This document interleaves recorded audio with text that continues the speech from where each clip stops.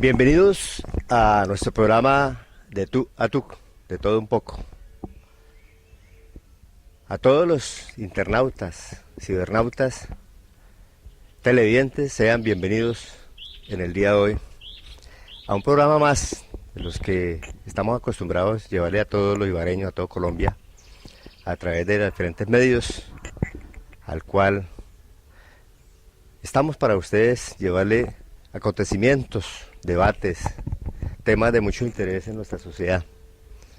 Así que vamos a presentarles en el día de hoy a un venezolano, un ciudadano venezolano, radicado en Colombia, casado con una mujer colombiana, y eso es lo que queremos darle a conocer a muchos colombianos y preguntarle a él cuál es la situación actual que vive Venezuela y que ha vivido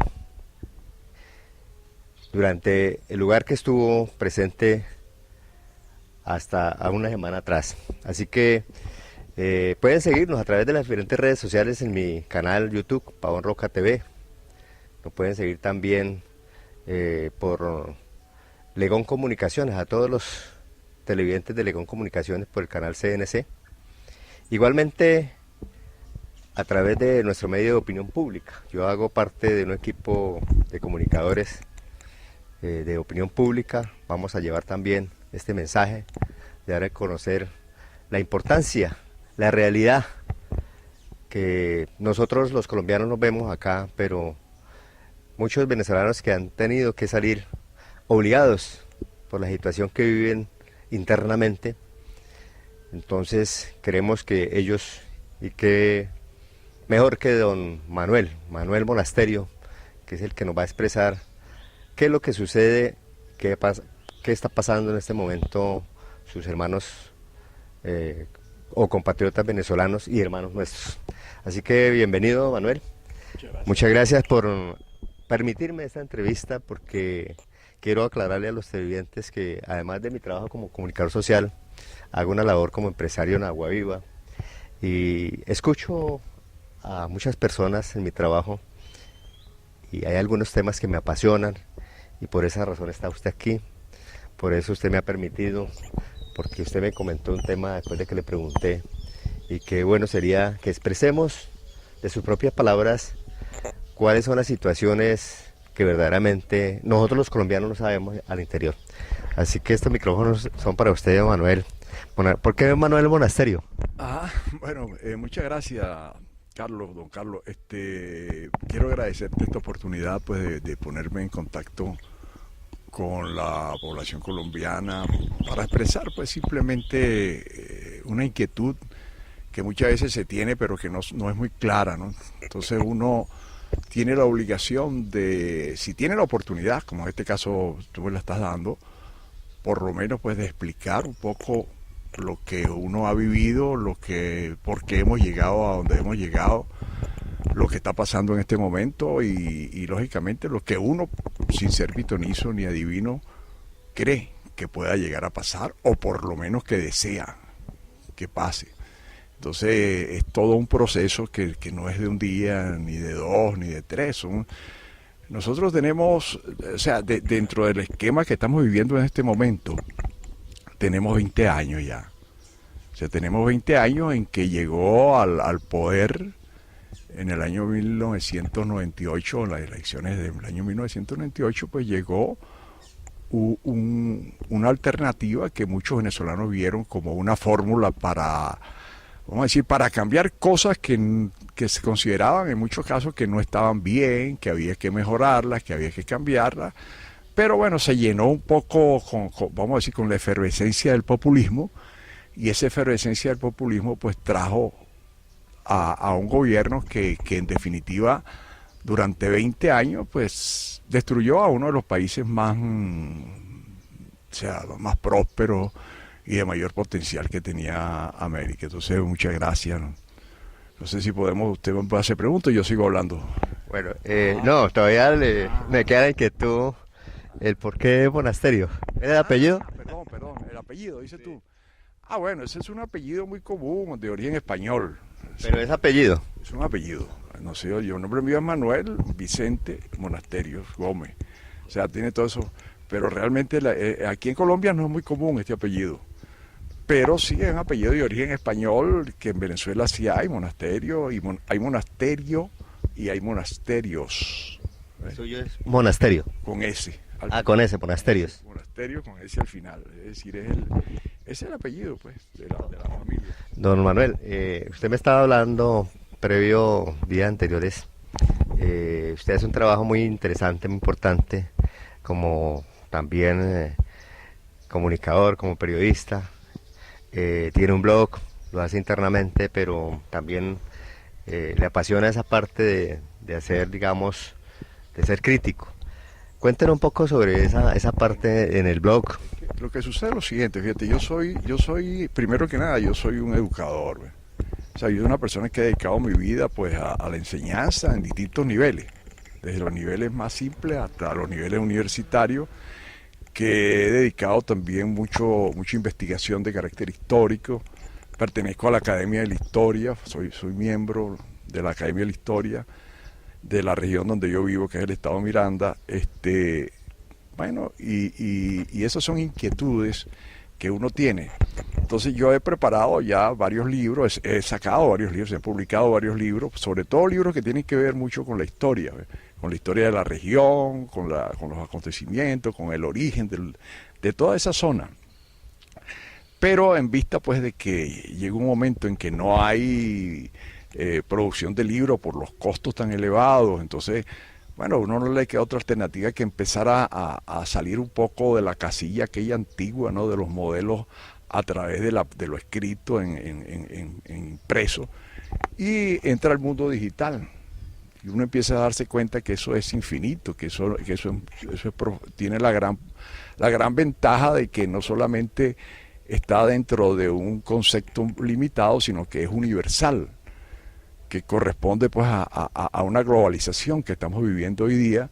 Y entonces eso realmente a mí me llama mucho la atención, y yo, bueno, al principio monté con un experto en el manejo de las páginas web, una página web que se llamaba Tucuy.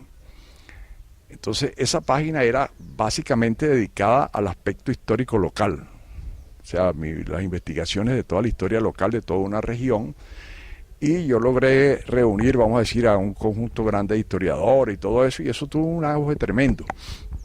Pero uno de o sea, vamos a decir, el que manejaba la parte técnica tuvo que salir del país, irse a vivir a Chile, la cosa se complicó. Bueno, y lo cierto fue que en definitiva yo dije, mira, yo puedo seguir trabajando por mi cuenta, y entonces así fue que yo monté mi página, diríamos, muy sencilla, que es simplemente un blog donde yo expreso mis ideas, mis puntos de vista, y bueno, es una forma, diríamos, de uno hacer un pequeño aporte, un pequeño granito de arena en esta situación tan convulsa, donde muchas veces lo más difícil es pensar. Es decir, hablar es muy fácil, decir cosas, ¿verdad? Usar las redes y lanzar cosas, por eso es muy fácil. Pero lo más difícil es pensar, y que lo que uno diga lo diga con seriedad, y lo diga con base, y lo diga con una forma, diríamos, de tener el valor que yo considero más importante que tiene uno en la vida cuando trabaja un aspecto, diríamos, desde el punto de vista intelectual, que es tener credibilidad. Entonces yo, por ejemplo, eso siempre lo he tratado de cuidar. Yo puedo decir, no quiero decir que yo no pueda equivocarme en mis apreciaciones, en lo que yo escribo, en lo que yo hago, ¿no? Yo sé que hay 50.000 errores allí, pero nunca de mala fe, ni nunca lo hago con el sentido, diríamos, de manipular. ¿Por qué? Porque la manipulación, pues claro, hoy en día está de moda y se manipula en todas las formas habidas y por haber, y cada quien manipula y cada quien busca de imponer sus ideas, aunque sea por cualquier vía. Yo no soy partidario de eso. Yo creo que uno tiene que exponer su punto de vista. Si hay un diálogo abierto, respetuoso, de intercambio de ideas y de opiniones, bueno, uno lo puede hacer como yo lo hago normalmente con mucha gente que está ahí. Algunos están de acuerdo con lo que digo, otros no están de acuerdo, a unos les parece bien, a otros les parece mal. Pero uno busca siempre no de imponer, sino de hacer que la gente piense un poco. O sea, la labor realmente que yo realizo allí no es que avasallar con lo que uno escribe o imponer criterios o creer que uno es dueño de la verdad, ese tipo de cosas no. Yo como educador, como dije al comienzo, yo soy un educador por encima de todo, yo lo que trato ¿Educador en qué área, Manuel? yo soy profesor en dos áreas. Yo soy profesor en lenguas, literatura, historia, y aparte de eso soy profesor de educación física, que fue mi primer trabajo, profesor de educación física. O sea, imagínate, todo el campo mío de la educación ha sido muy amplio. Pues. ¿Y hace cuánto dejó de ejercer su labor allá en Venezuela? Yo tengo más o menos, ya que no trabajo en educación, 20 años. Pero tengo 50 y pico años graduado. En universidad supongo que también estuvo. Sí, claro, no, en la universidad también, pero, ¿qué te digo? No deja uno nunca de ser educador. O sea, es una condición, pues es una condición que uno, lo que yo veo, que no veía en aquella época, lógicamente, porque no existían los recursos de hoy, es que uno tiene no un aula donde tú puedes tener, o un auditorio donde tú puedes tener, ¿qué te digo yo? 30, 40, 100 personas, no, esto es infinito. O sea, la ventaja que hay hoy en día en el mundo es la globalización y que permite que tú puedas llegar. Entonces tú tienes que llegar a toda esa gente con el mismo respeto que tú siempre has mantenido en tu aula de clase, en lo que tú has hecho como profesor, entonces mantener ese mismo respeto, aunque tú no estés viendo, aunque sean alumnos invisibles, aunque sea gente que tú no lo tengas al frente, tú tienes que tener un respeto hacia ellos. Entonces eso se gana. Yo, por ejemplo, empecé a hacer mi blog así, poco a poco, y hoy en día yo tengo 4.000 y pico de personas, de seguidores, sin ser una figura pública, sin ser vamos a decir, una persona que esté metida en los medios, sin tener publicidad, sin nada, simplemente porque hay mucha gente que lee y le parece interesante y empiezan ahí como a seguirlo a uno y a meterse allí, pues entonces ya eso para uno ya es un estímulo. Es un estímulo, uno dice, mira, no estoy tan solo, y cuando tú recibes el feedback de la gente que más o menos, bueno, tú ves que sí hay un intercambio, que sí hay una forma, pues, y sobre todo recibes ese calor, ¿no?, de que la gente siente. Claro, es siempre peligroso porque a veces tú dices cosas que a la gente no le gusta, porque a la gente le gusta que lo que le llegue al oído sea de su agrado. Pero entonces tú tienes que tener una fórmula muy, diría, muy sutil de manejar el lenguaje y de decir las cosas sin que eso sea percibido como algo ofensivo o impositivo. O sea, es buscar ese equilibrio, ¿no? Entonces eso es una cosa que le aprende uno con la vida y con los años, pero que se facilita mucho con este medio, con el peligro que tiene estos medios de que uno dice, bueno, cualquiera agarra un micrófono y dice mil cosas y consigue quien se las diga y quien se la dé y le monta ahí, hace una película y la pone en YouTube o donde sea. Bueno, eso técnicamente es posible. Ahora, la forma es una cosa, el contenido es otra cosa. O sea, hay fondo y forma, y entonces tiene que haber un equilibrio entre las dos. Y entonces la responsabilidad que uno tiene como persona es lo que llamaríamos nosotros la ética en lo que uno trata de hacer, en la labor que uno trata de hacer. Y yo lo hago porque a mí me gusta, pues es decir, yo no percibo ninguna remuneración, yo no percibo nada que me produzca, sino simplemente pues ya en esta etapa de la vida donde ya uno ha hecho de todo tipo de actividades, aparte lógicamente de la cuestión educativa, uno hace otro tipo de actividades económicas, lo que sea. Entonces uno llega a un momento en que uno dice, mira, yo quiero hacer lo que a mí me gusta hacer. Entonces a mí me gusta simplemente escribir, dedicarme a la investigación de distintos tipos, sobre todo de carácter histórico,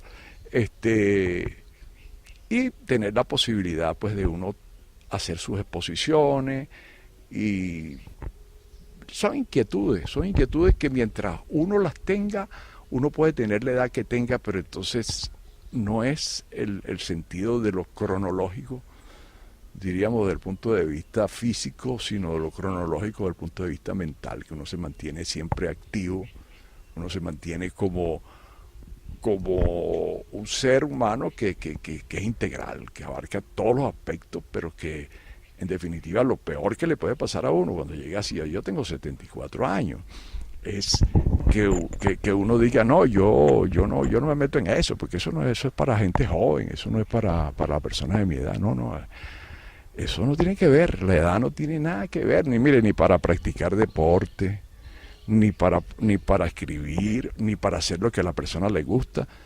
La vejez está aquí en la mente, entonces la gente, pues, yo creo que busca uno por todos los medios de mantenerse activo y por lo menos tratar de ser útil. Esa es mi consigna siempre en este tipo de cosas. Manuel, a propósito, usted como educador, nosotros aquí escuchamos que la educación es gratuita, que la universidad es gratuita, que el gobierno hizo un llamado a los colombianos para brindarle la mano, ya que nuestro país sufre por situaciones difíciles en educación, que la educación es privada, bueno, todos esos interrogantes. ¿Cuál es la posición y la realidad interna de la educación para los jóvenes, tanto en la área secundaria y en la universidad? ¿Es así que es gratuita o no es así? Bueno, fíjate tú lo siguiente, mira, el término gratuito es un término que se presta pues, a ciertas, diríamos, interpretaciones que, bueno, a veces conducen a apreciaciones erróneas. No hay nada gratis en la vida, todo tiene un costo, ¿verdad? Ahora, ¿quién lo paga? Es allí donde está el detalle, o sea, ¿quién paga las cosas? Fíjate, Venezuela es un país en ciertos aspectos que ha sido diferente a Colombia en materia del manejo económico.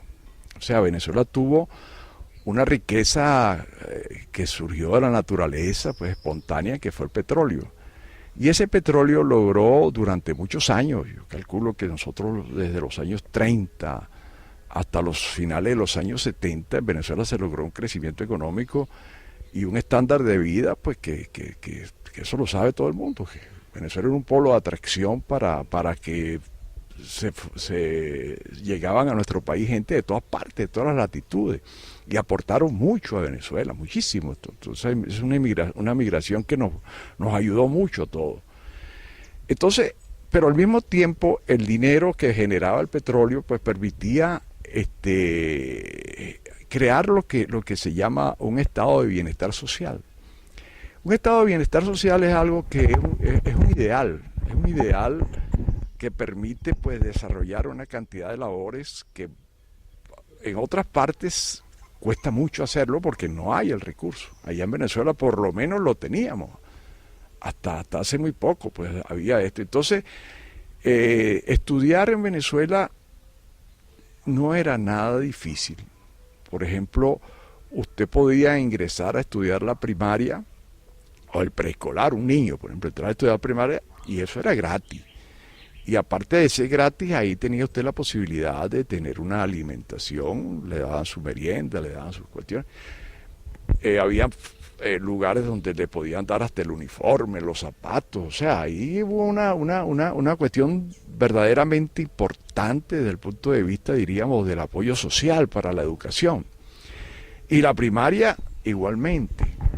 Y la universidad, bueno, la universidad tenía necesariamente que haber una selección en cuanto a que siempre hay los exámenes de admisión, todo lo que se establece a nivel de los patrones de ingreso para cualquier universidad. Pero realmente, pues en Venezuela, si usted lograba ingresar a la universidad, es una universidad gratis, porque pagar una cuestión simbólica, que es lo que se pagaba en la universidad, bueno, y eso generó en Venezuela una generación de la cual yo me considero parte de esa generación, que estuvo bien formada y realmente fue gratuito. Lo que sucede es que muchas veces las cosas no se aprecian, o sea, no se le da el valor que tienen, porque era como diríamos, pues, como era algo normal, se podía jugar pues con ese tipo de ingresos que tenía el país y lógicamente pues siempre se mantuvo la idea de la educación gratuita. Ahora, el problema de la educación en general en Venezuela fue que tuvo una etapa donde se manejó calidad, cantidad, se construyeron muchos centros escolares, universidades, todo esto, pero llegó un momento en que la calidad empezó a bajar. Es decir, ya la cuestión sindical muchas veces, los intereses de distinto tipo, los cambios de los patrones educativos manejados por distintas formas y distintos enfoques políticos, etcétera, etcétera. Bueno, la calidad de la educación pública fue mermando y surge la educación privada paralela que empieza a repuntar. Entonces, ¿qué sucede? Lo que, por ejemplo, en los años 50, 60, por ejemplo, era que el orgullo era estudiar en una institución pública. ¿Por qué? Bueno, porque era más exigente, porque los estudiantes salían mejor preparados, había mejor calidad. Ya llegó un momento en que eso empezó a cambiar. Y entonces en las estadísticas empieza usted a ver que el ingreso a las universidades empieza a ser poco a poco superado por las instituciones privadas y las públicas se van rezagando. Entonces ya la gente cuando quiere que su hijo se eduque, no lo manda a la educación pública, sino que hace un sacrificio económico y lo manda a la educación privada. En Venezuela pues hubo la posibilidad desde el punto de vista económico de sufragar los gastos para una educación y se hizo y se invirtió en cantidad, en instituciones, en educación en todos los niveles. Eso no se puede negar. Venezuela desde los años 40 hasta los años 70, 80, pues realmente desde el punto de vista de lo que era la educación, incluso la salud también, buenos centros con toda la atención necesaria desde el punto de vista médico gratuita. Eso lo permitía el petróleo. O sea, en la administración del petróleo podía usted asistir a un hospital y era atendido adecuadamente, o podía enviar a sus hijos a un colegio y usted sabía que en ese colegio iba a recibir una educación de calidad y aparte de eso, pues ese niño iba a recibir una alimentación adecuada. Porque yo lo puedo decir porque yo lo viví. O sea, yo de niño, cuando en la época, estamos hablando de los años 50, pues yo asistí a una escuela y ahí yo tenía mi comida y yo no pasaba trabajo bajo ningún punto de vista y los libros sí, bueno, no los conseguía por un lado, por otro, había la biblioteca, pero realmente en Venezuela durante un periodo muy largo, pero muy largo de la vida venezolana, quien quiso estudiar y quien se preocupó en estudiar y mejorar sus condiciones, lo hizo. Eso significa simplemente un proceso muy importante de elevación de la condición del individuo, de la superación del individuo a través del factor educación. El factor educación es clave en muchas cosas, pero en este caso pues se lograba un subir en la escala social a través del proceso educativo.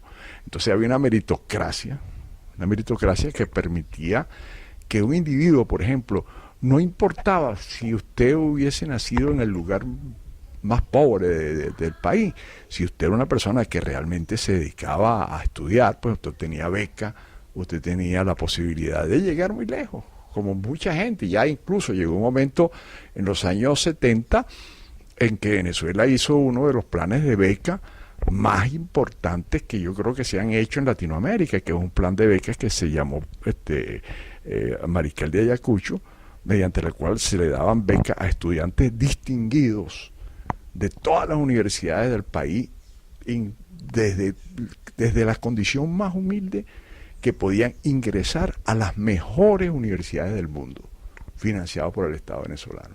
Yo creo que esa es una de las grandes labores que se ha hecho en Venezuela en cuanto a que eso preparó toda una generación que hoy en día la mayoría están fuera del país, porque eso sí hay que reconocerlo. La mayoría de toda esa gente formada salió del país porque, bueno, las condiciones empezaron a cambiar, hasta que la gente dijo, no puedo seguir, y es lo que lastimosamente ha ocurrido, pues.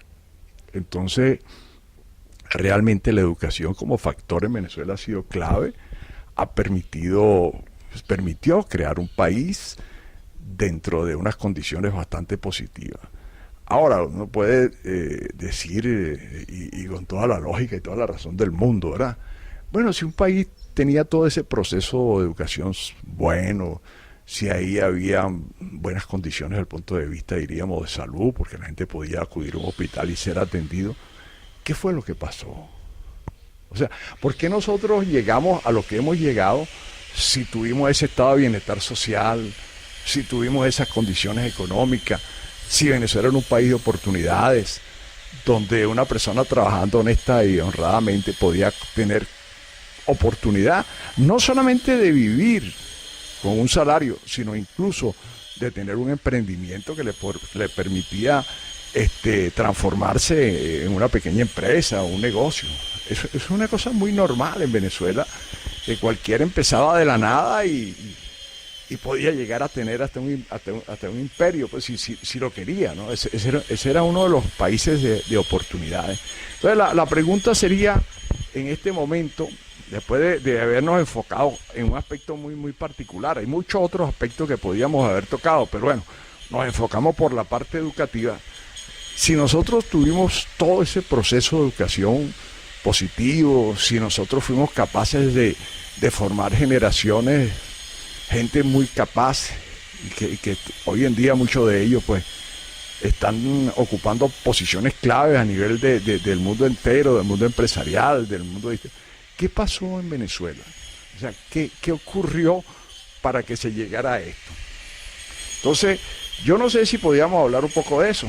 Claro, Manuel, porque para eso estamos aquí, para que nos exprese a todos los colombianos, a todo el mundo, porque es bueno tocar algunas partecitas, pero me llama mucho la atención lo de la parte educativa, porque uno ve que hay interrogantes, ¿sí? Y hay muchas personas aquí, sobre todo los jóvenes, las familias, que dicen, bueno, nos están ofreciendo educación gratuita en Venezuela, qué bueno mirar, pero a la vez se frenan y dicen, no, por la situación que está en Venezuela nos impide ir allá en este momento. O sea, es como algo de doble, digamos, filo la situación, y dice, bueno, será para después porque en este momento no lo podemos hacer. Es que la cuestión es la siguiente, fíjate, la educación gratuita hay que verlo desde el punto de vista de que tú puedes ofrecer una educación gratuita, pero está el factor calidad de la educación.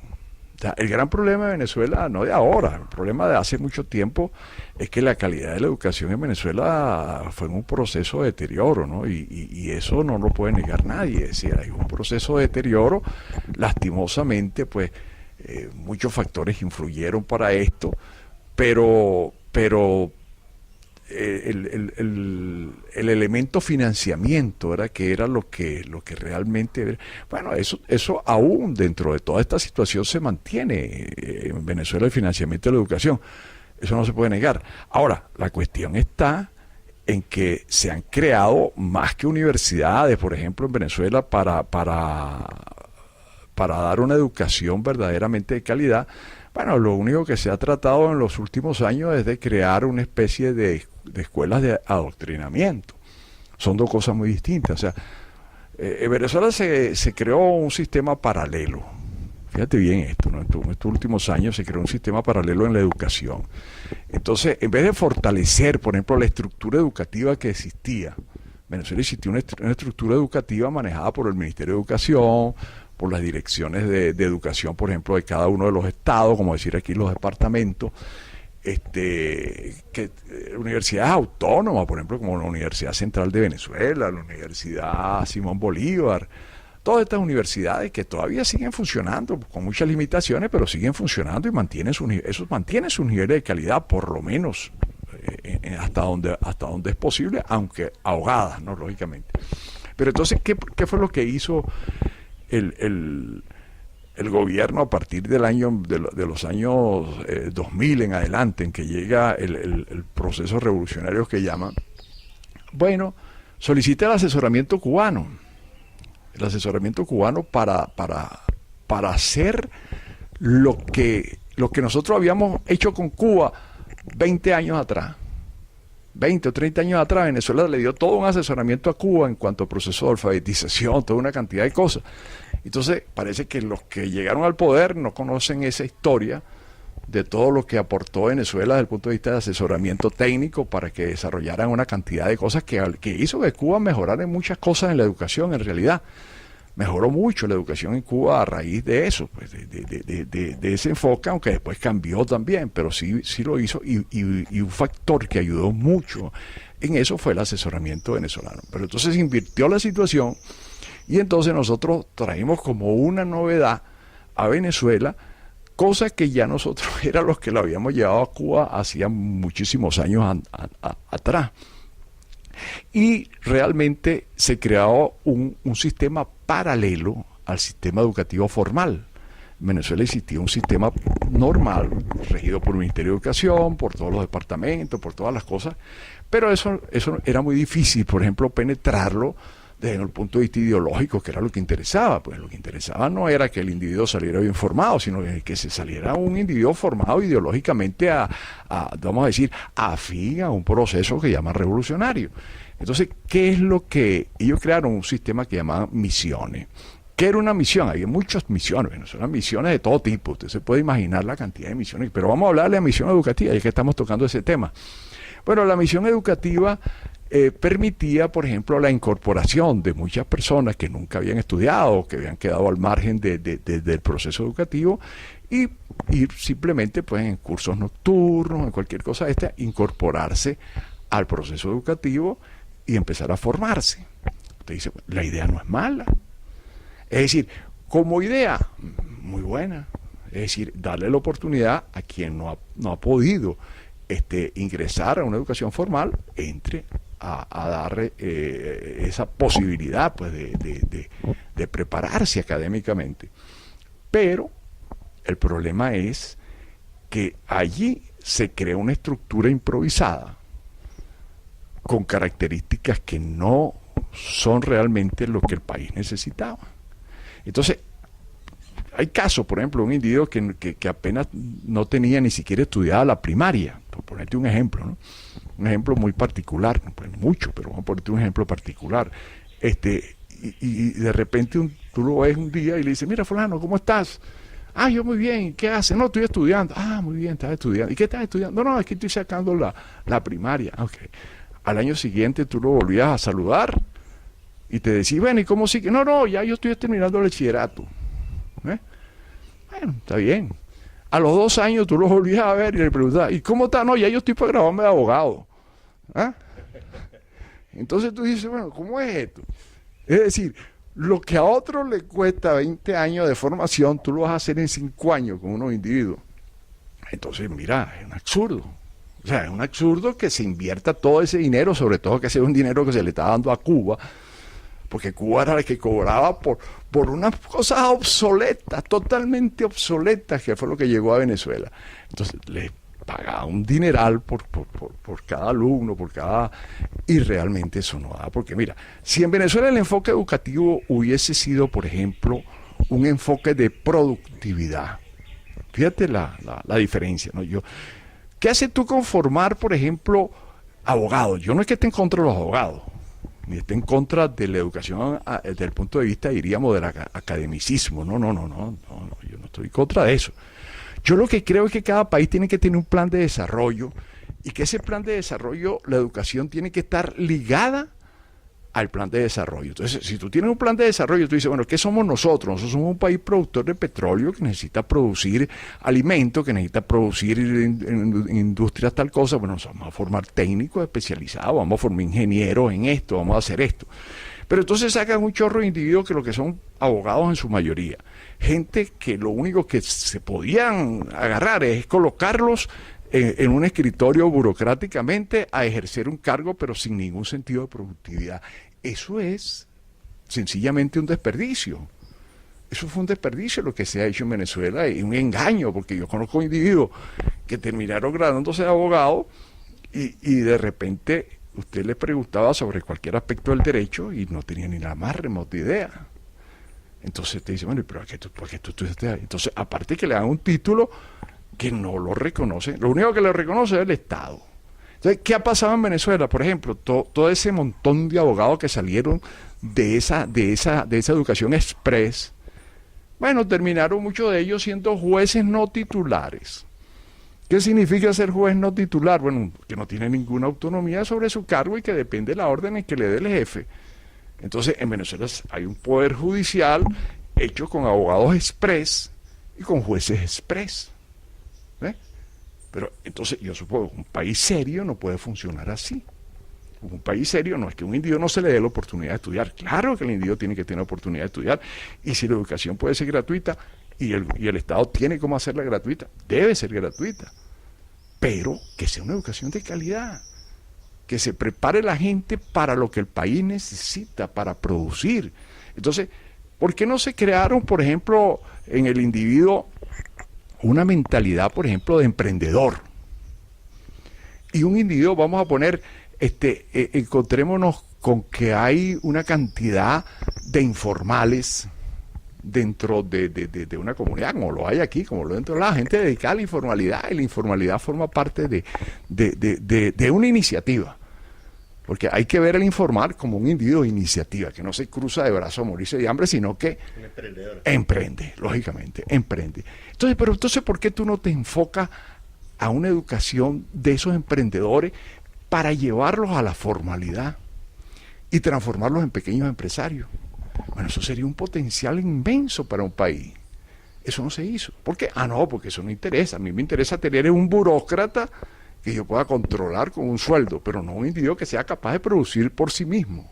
O sea, esos son los enfoques que destruyen un país. Manuel, ¿cómo se vive actualmente en esta crisis Venezuela? Uno dice, bueno, ¿qué está pasando con los jóvenes, los estudiantes? ¿Están estudiando? ¿Hay estudio normal entre los que van a la escuela, a la secundaria y la universidad? Mira, la situación en Venezuela realmente es muy grave. O sea, es grave desde el punto de vista porque es un proceso de deterioro que no es de un día, son 20 años de deterioro. Y el deterioro abarca todo lo que podríamos nosotros llamar las áreas normales que establecen lo que es una nación. O sea, porque el problema ya no es simplemente un problema de orden político, sino es un problema que afecta a lo que llamaríamos la estructura de una nación. Entonces, estudiar, sí, claro, todo el mundo tiene ganas de estudiar. Si nos ubicamos en este momento, ¿no? En Venezuela, todo el mundo tiene ganas de estudiar. Pero ¿estudiar para qué? O sea, en la vida todo tiene una razón de ser. Y usted dirá, bueno, pero es que lo económico no es lo único. No, pero es que lo económico forma parte de la existencia. Usted no puede ser un profesional y que venga el Ministerio de Educación o venga el Ministerio tal y le diga a usted que usted tiene que, como ocurre en Venezuela, que usted tiene que tener el mismo sueldo que el que barre. No es que el que barre no sirve, pero si usted se ha hecho 10, 15, 20 años de estudio, no lo pueden poner a ganar lo mismo que el barrendero. Es decir, eso fue una idea que manejó Marx en el siglo XIX, a cada quien de acuerdo con su necesidad y cada quien de acuerdo con su capacidad, que después se mejoró en ese aspecto, pero eso es una teoría que ya pasó a la historia. Entonces, el individuo tiene que superarse. Entonces, tú no puedes, en Venezuela se hizo un raso hacia abajo.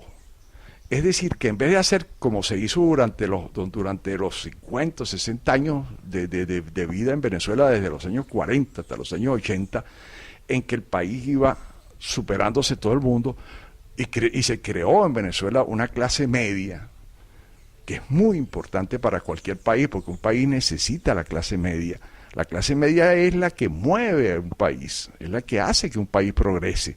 No es ni la clase alta, porque ya eso tienen todo, ni es la clase que está abajo padeciendo de mil necesidades. Es agarrar el proceso del que estaba en eso que se llama marginalidad o en proceso económico deficiente, y incorporarlo a través, por ejemplo, en el caso nuestro, fue a través de procesos educativos, y esos procesos educativos hicieron que aquel individuo empezara a ser útil a la sociedad y recibiera a la vez de la sociedad. Entonces, ¿qué es lo que en definitiva ocurre en los momentos actuales? Que no hay estímulo para el estudio, porque no hay estímulo ni siquiera para ser profesional. Mire, el deterioro de la economía en Venezuela en los momentos actuales es algo tan grave, tan absurdo, tan fuera de lógica, que un salario mínimo, empecemos por un salario mínimo. Bueno, ayer podía ser que estuviese en $5 mensuales. Hoy puede ser que esté en $4 y mañana puede ser que esté en 3. Y pasado mañana el Estado entonces decreta que hay un aumento de salario del 1000%. Hey, te vuelve otra vez a subir a $8. De $8 al mes te baja otra vez a $7. De $7 te vuelve a bajar a $4. Esa es la razón por la cual miles y miles de profesionales venezolanos se han ido a trabajar en otras partes. ¿Por qué?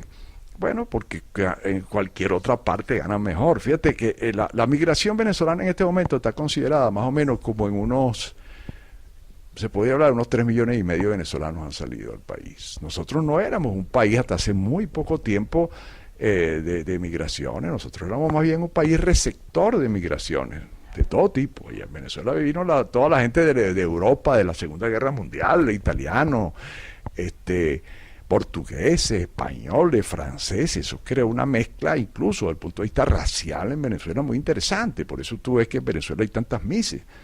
Tú dices, bueno, ¿y por qué Venezuela tiene mujeres tan bonitas?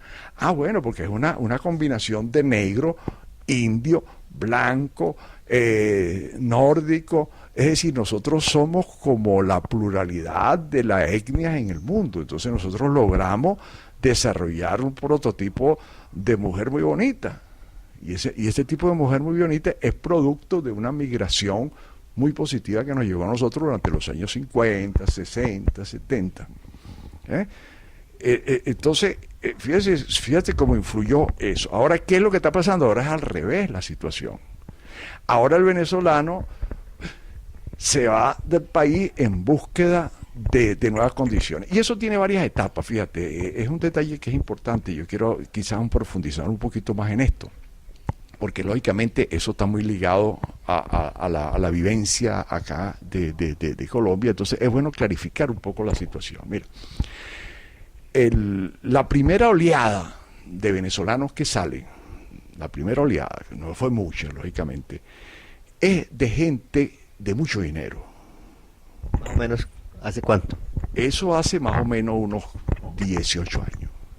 18, 15, 18 años. Gente con plata, gente que ha hecho dinero y que simplemente dijeron, mira, aquí lo que viene es algo muy serio para el país. O sea, estaban claros en lo que iba a pasar. Entonces, esa gente agarró y se fueron a distintos lugares, sobre todo a los Estados Unidos, a Miami, Santo Domingo, y mucha de esa oleada vino a Colombia. Lo que pasa es que a veces la gente no lo recuerda. En los años, más o menos en el 2004, 2005, 2006, en Bogotá, en Medellín, en Cartagena, se produjo un fenómeno que llamaba llegaron los venezolanos. Y se creó la famosa burbuja venezolana de que pusieron los precios de los apartamentos por encima de los niveles normales en que tenía que haber. Entonces, ¿qué es lo que ocurre? Que esa oleada, pues sí, invirtió mucho en Colombia y muchas veces todavía estarán por aquí, tendrán negocios, estarán ligados a mil cosas, ¿verdad? Pero esa fue la primera oleada que llegó al país. Gente con billete que vino, invirtió en bienes raíces, invirtió en haciendas, invirtió en empresas, se asociaron en distintas cosas y están allí. Y están allí. Antes del gobierno chavista. No, empezando el gobierno chavista. Esa es la primera etapa. O sea, la primera etapa son los primeros 6, 7 años de gente con plata que dijo, mira, yo me voy. Unos se fueron a Europa, otros se fueron. Claro, en Venezuela quedaron, la mayoría, vamos a decir, del empresario quedó en Venezuela. Pero esa fue la primera oleada. Pero en ese momento se produce la segunda oleada. ¿Cuál es la segunda oleada? La segunda oleada que llega, y en eso también Colombia recibe, es cuando en el año 2002 se produce el famoso golpe de Estado que hubo allí, y vino la crisis del petróleo y la huelga y todos estos factores que hubieron allí, y el Estado simplemente tomó la decisión a través del presidente de la República de votar de la empresa petrolera venezolana 20.000 técnicos e ingenieros y técnicos que había costado años y años formar. O sea, toda la gente capacitada realmente para manejar una empresa petrolera como se tiene que manejar, fue despedida con un pitico en un programa de televisión. Fulano votado, y sin pagarle prestaciones y sin nada. Esa gente quedaron en la calle que para poder vivir tenían que salir a vender conserva o a vender arepa o a vender cualquier cosa en la calle y la gente les compraba en solidaridad con los desempleados de PDVSA, se llamaban en aquel momento, estaba hablando del año 2002, 2003. ¿Qué sucedió? Que uno consiguió trabajo en Arabia Saudita, otro consiguió trabajo en México, otro consiguió trabajo, y ese a su vez se llevó a otros, y el otro se llevó al otro. Y en Colombia recibió gente muy preparada desde el punto de vista técnico para la producción de petróleo, que gracias a esos técnicos de Venezuela, venezolanos, la producción petrolera colombiana creció de tal manera que hoy en día podemos casi decir que está al nivel de la producción petrolera venezolana. Es decir, eso favoreció a Colombia, porque Colombia, sin haber invertido un peso en la formación de un ingeniero en petróleo, por ejemplo, que es una inversión muy grande, pues esa gente tiene que no solamente estudiar en el país, tienen que estudiar fuera del país, porque toda esa tecnología está en Estados Unidos. Entonces, ¿qué sucede? Esa gente con esa formación llegó a Colombia y le dieron cabida en Ecopetrol, le dieron cabida en otras empresas que se constituyeron, y eso fue un emporio, diríamos, de ayuda para el desarrollo de Colombia desde el punto de vista de petróleo, que hoy en día Ecopetrol es una empresa de mucha proyección. No quiero decir que se le deba al 100% a los venezolanos, no, de ninguna manera. Lo que trato de decir que el aporte del venezolano en la proyección, en el crecimiento, en la consolidación de Ecopetrol, siempre ha habido un factor venezolano que ha ayudado mucho. Yo les puedo decir eso. Entonces, pasamos a la tercera ola. Fíjate, la tercera ola es profesionales de distinto tipo.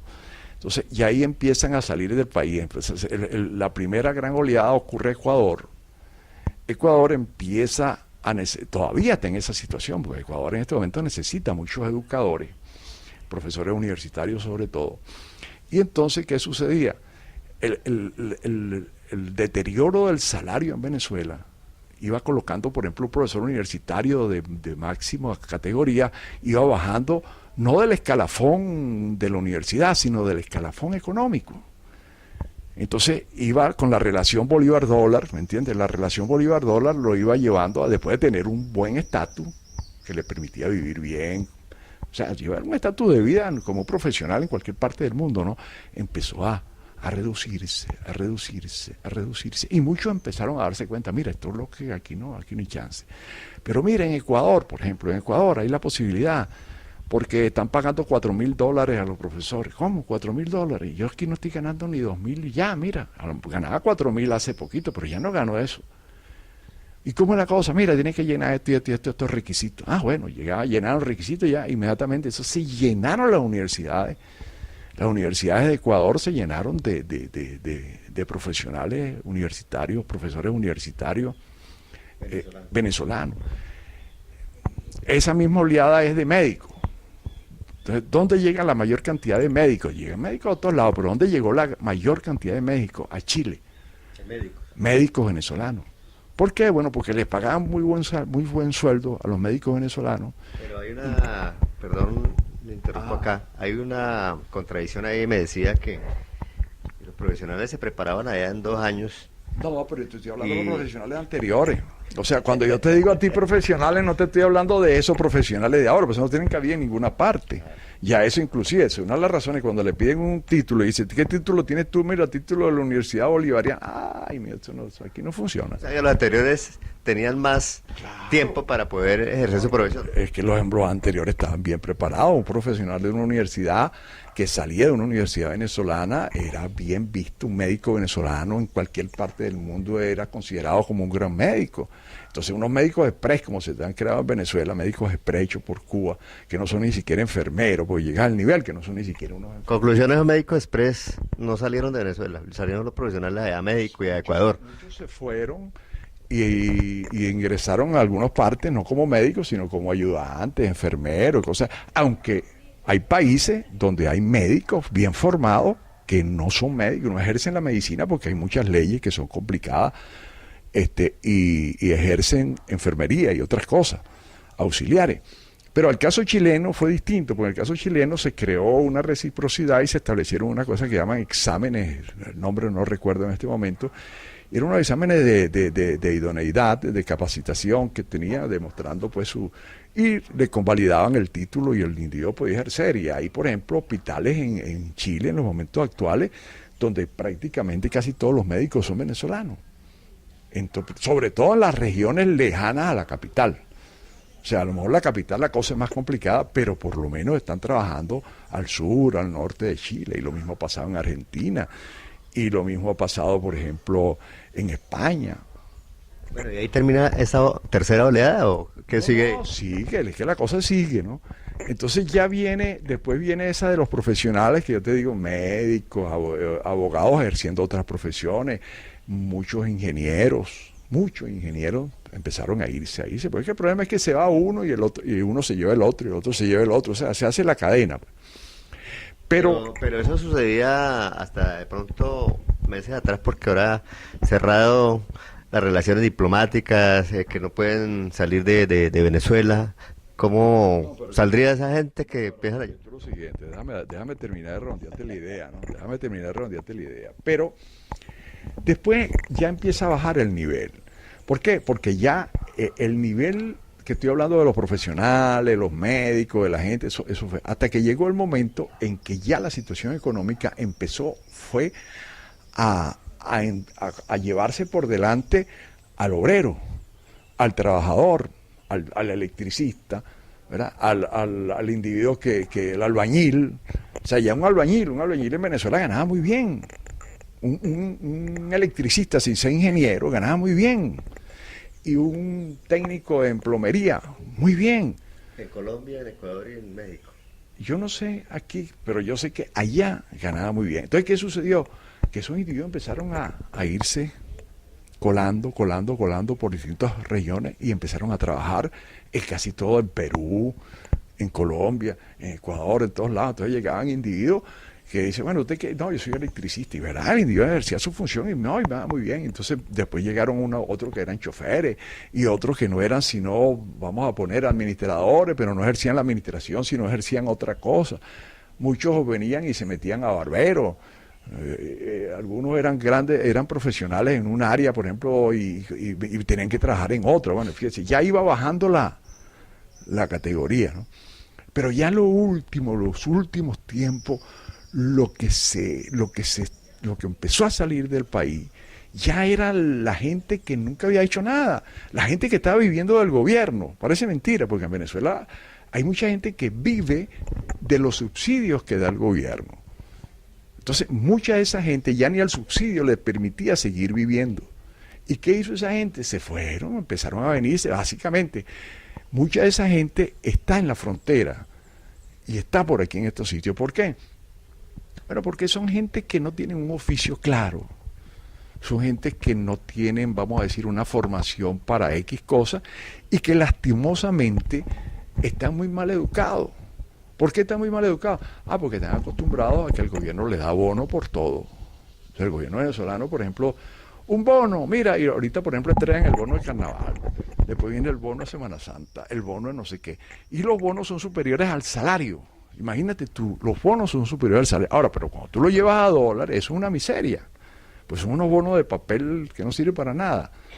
Es decir, lo que pasa es que el individuo se acostumbra. En una familia, por ponerte un ejemplo, mira, una familia promedio que vive en una zona pobre, ¿qué es lo que le sucedía? Pero ya eso no es así, porque ya eso ha cambiado. Agarraba y le daban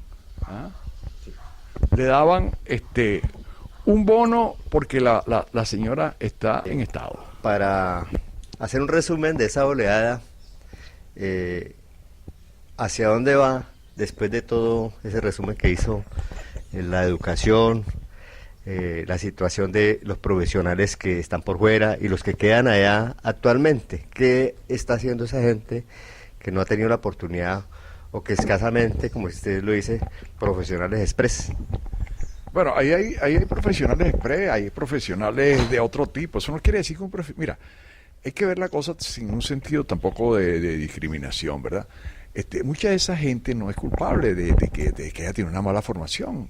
Simplemente ellos tenían la oportunidad de haber logrado una educación de más calidad, pero no se la dieron, eso no es culpa de ellos. Entonces el Estado, fíjate tú, este es un problema de Estado, tendría la obligación de equilibrar a esta gente y colocarlo en un nivel donde deberían estar. Es decir, no es discriminarlo porque mira, que tú estás mal formado, tú no sirves para esto, tú no lo otro. No, eso tienen que irlo y darle lo que verdaderamente los instrumentos necesarios para que ellos se igualen a donde tienen que igualarse.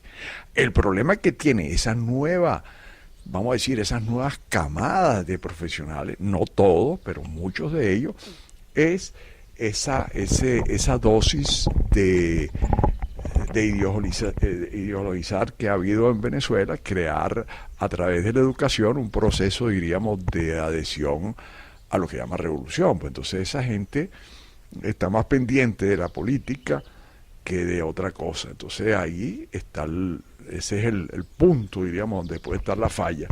Pero si un individuo tiene interés en superarse, el Estado en todo caso, y crear fórmulas que le permitan al individuo mejorar y cursos de profesionalización, de mejoramiento, hasta que llegue al nivel porque es que el problema del mundo de hoy es que un individuo no puede decir yo tengo un título en la mano, porque un título es un elemento que podríamos decir estático. O sea, yo tengo un papel, pues no, es un papel que me da una idoneidad y me acredita para ejercer un oficio, pues eso no quiere decir que yo esté preparado para hacer ese oficio. Son dos cosas muy distintas. El Estado garantiza, en todo caso, que tú tienes la preparación al darte el papel. Pero la realidad es que el mundo de hoy, independientemente si estudiaste en una universidad pre o en una tradicional o en una autónoma o en la mejor universidad del mundo, es que si tú no te interesas en prepararte permanentemente, te quedaste estancado.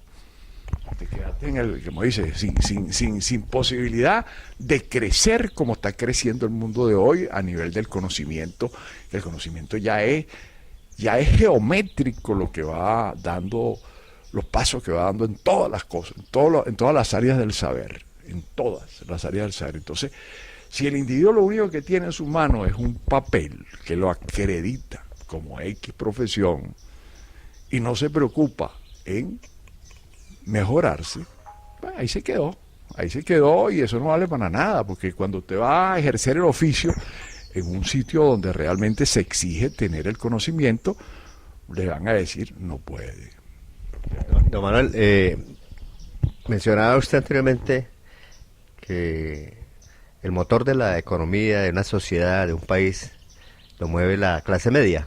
Sí. Actualmente en Venezuela ¿hay clase media más abundante o clase por debajo de la media o más alta? Mira, puede sonar un poco así como exagerado lo que voy a decir, ¿no? Pero en Venezuela la clase media es una clase que se extinguió. Es decir, no hay clase media porque mira, la clasificación desde el punto de vista, diríamos, de eso de clase media, clase alta, clase baja, bueno, tiene muchos elementos que se podía, pero vamos a tomar el más simple de todo, que es el económico. Entonces, desde el punto de vista económico se supone que un individuo es clase media cuando tiene la capacidad, por ejemplo, de resolver todos sus problemas desde el punto de vista económico básico, tiene un excedente que le permite llevar a otro nivel de vida, que puede, por ejemplo, decir, mira, yo hasta ahora he andado en autobús, pero yo quisiera ahora comprarme un carrito. ¿Ves? O yo he vivido un poco mal porque he vivido en mi casa, mi papá, mi mamá me permitió tener una habitación en mi casa y yo vivo allí, pero yo creo que ahora yo puedo comprarme un apartamento. ¿Ves? Un apartamentico modesto, pero un apartamento suyo. Entonces ahí el individuo empieza a ser clase media. O sea, ¿por qué empieza a ser clase media? Bueno, porque ya empieza a adquirir unos elementos que le permiten a él, como dice, empezar a hacer lo que verdaderamente tiene que ser. Pero lo que sucede hoy en día en Venezuela, por ejemplo, un individuo puede ser profesional y graduado en una universidad, independientemente del tipo de universidad que sea, cualquiera que sea, ahí no hay discriminación, ahí se verá que todo es igual. Y lo que va a ganar no le va a permitir llevar un nivel de vida acorde con la formación académica que tiene. No le va a permitir, es decir, el individuo va a estar siempre por debajo. Es más, un profesional en Venezuela en los momentos actuales gana menos, por ejemplo, que un trabajador calificado. Porque un trabajador calificado en Venezuela dolariza su ingreso. Usted, por ejemplo, busca a un albañil y al albañil ya con la realidad económica, sin saber nada de economía, dolarizó su ingreso. Y usted busca un electricista para que le haga un trabajo y automáticamente el electricista aprendió a pensar en dólares y cobra en dólares. Aunque no está cobrando dólares, de repente está cobrando bolívares, pero su mentalidad lo llevó al dólar. En cambio, un educador que trabaja en una institución no tiene cómo ganar en dólares. Problemas en el agua que bebemos, en los alimentos que preparamos. Agua Viva O3 tiene la solución.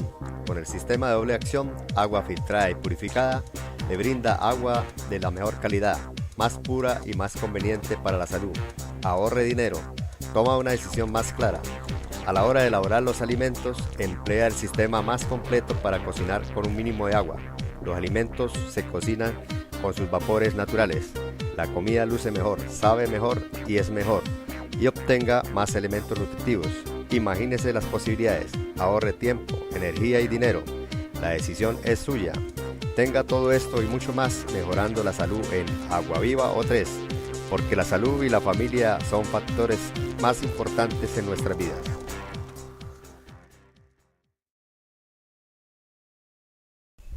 Manuel, en Venezuela hay extrema pobreza, ¿hay hambre?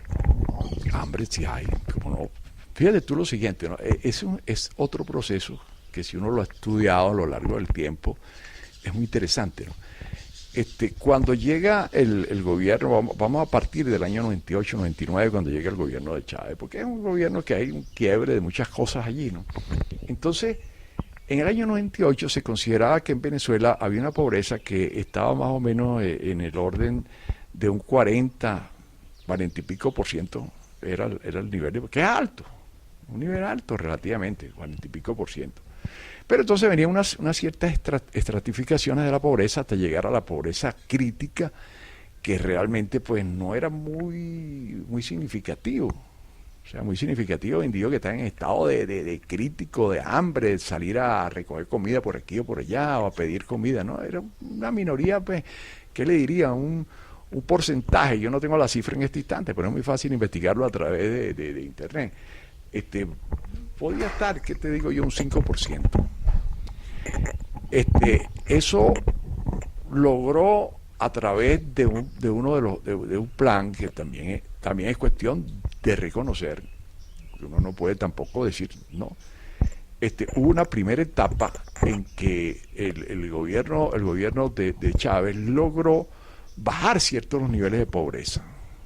O sea, hubo un proceso mediante el cual muchos pobres, a través de fórmulas un poco, bueno, pueden ser criticables y que a la larga trajeron consecuencias muy grandes. Pero bueno, en aquel momento, coyunturalmente, se logró elevar en cierta forma el nivel de vida en Venezuela.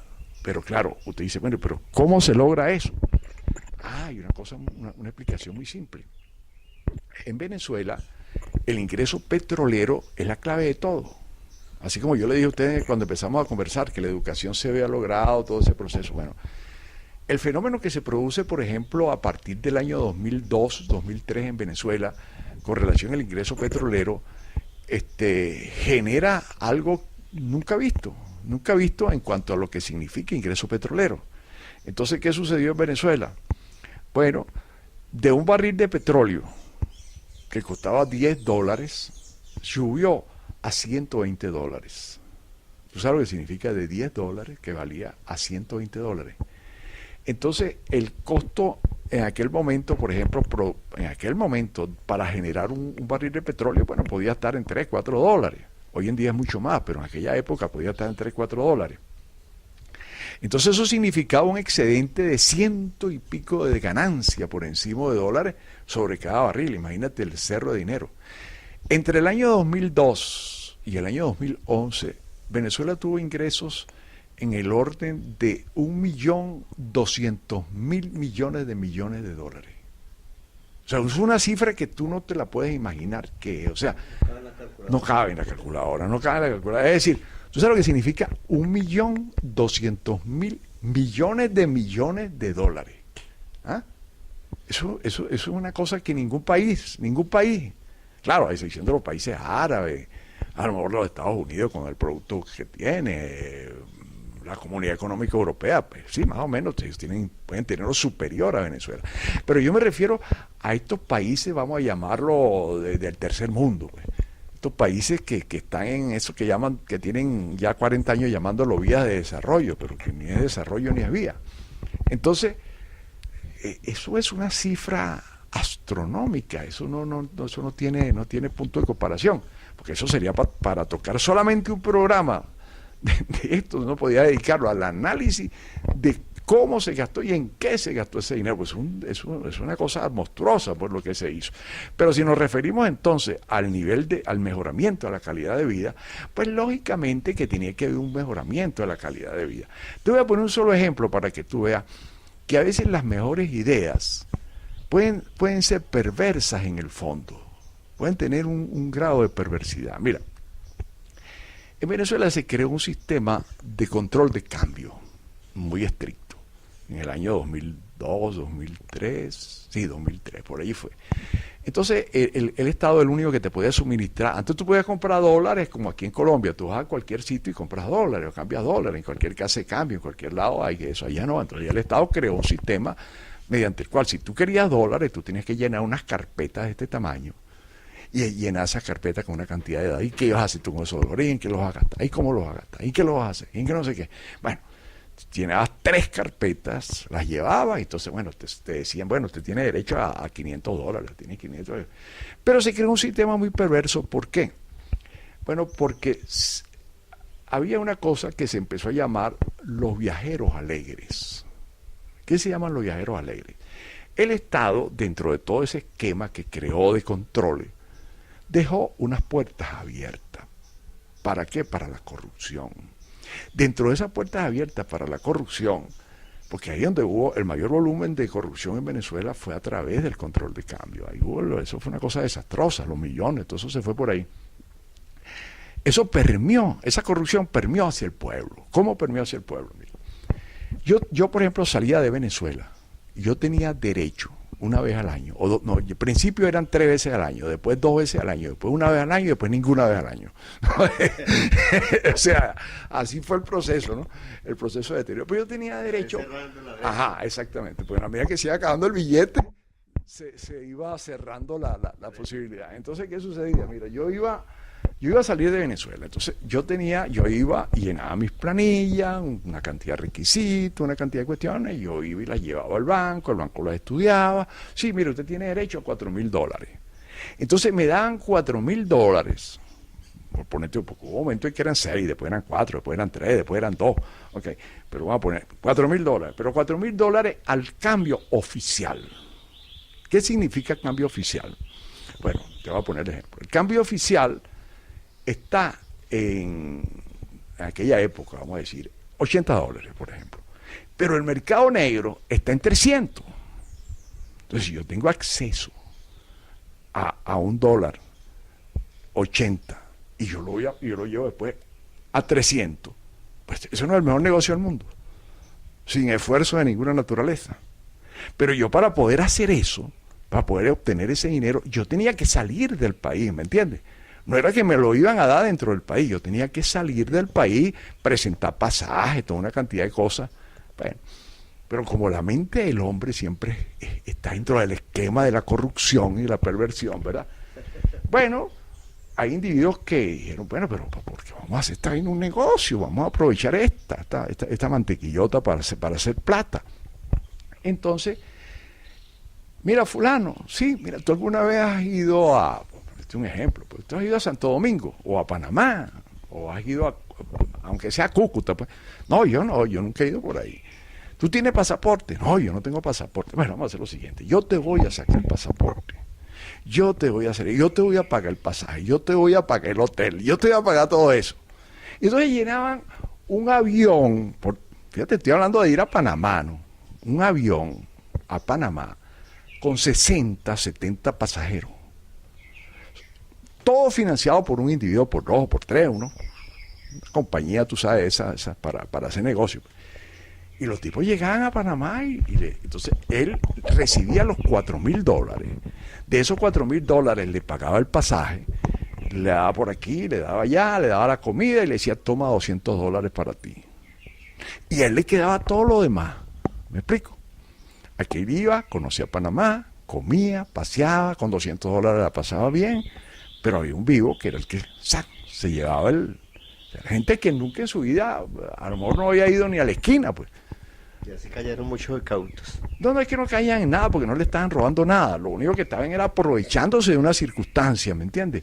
Es decir, fíjate tú la perversión, ¿dónde está? ¿Dónde está el manejo corrupto? Entonces ya no era que yo, o sea, yo como ciudadano tenía el derecho a salir y a obtener unos dólares para mis gastos normales fuera del país.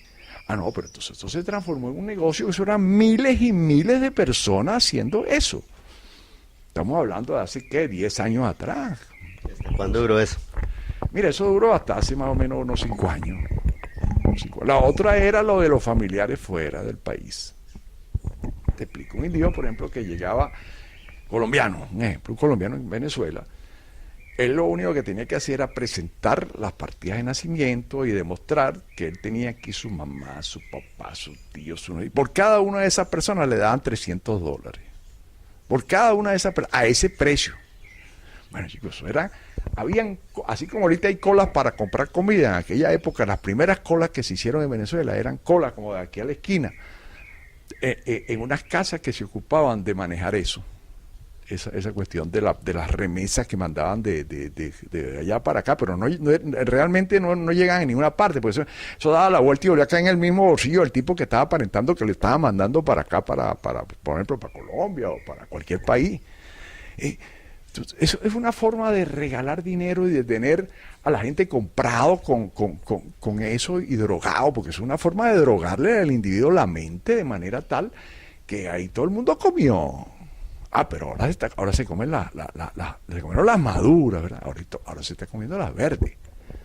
O sea, la situación ahora es todo lo contrario. Ahora no hay nada, no hay ni qué comer. ¿Qué hace la gente que recibía subsidio por todo? ¿A qué se dedicaba, Manuel?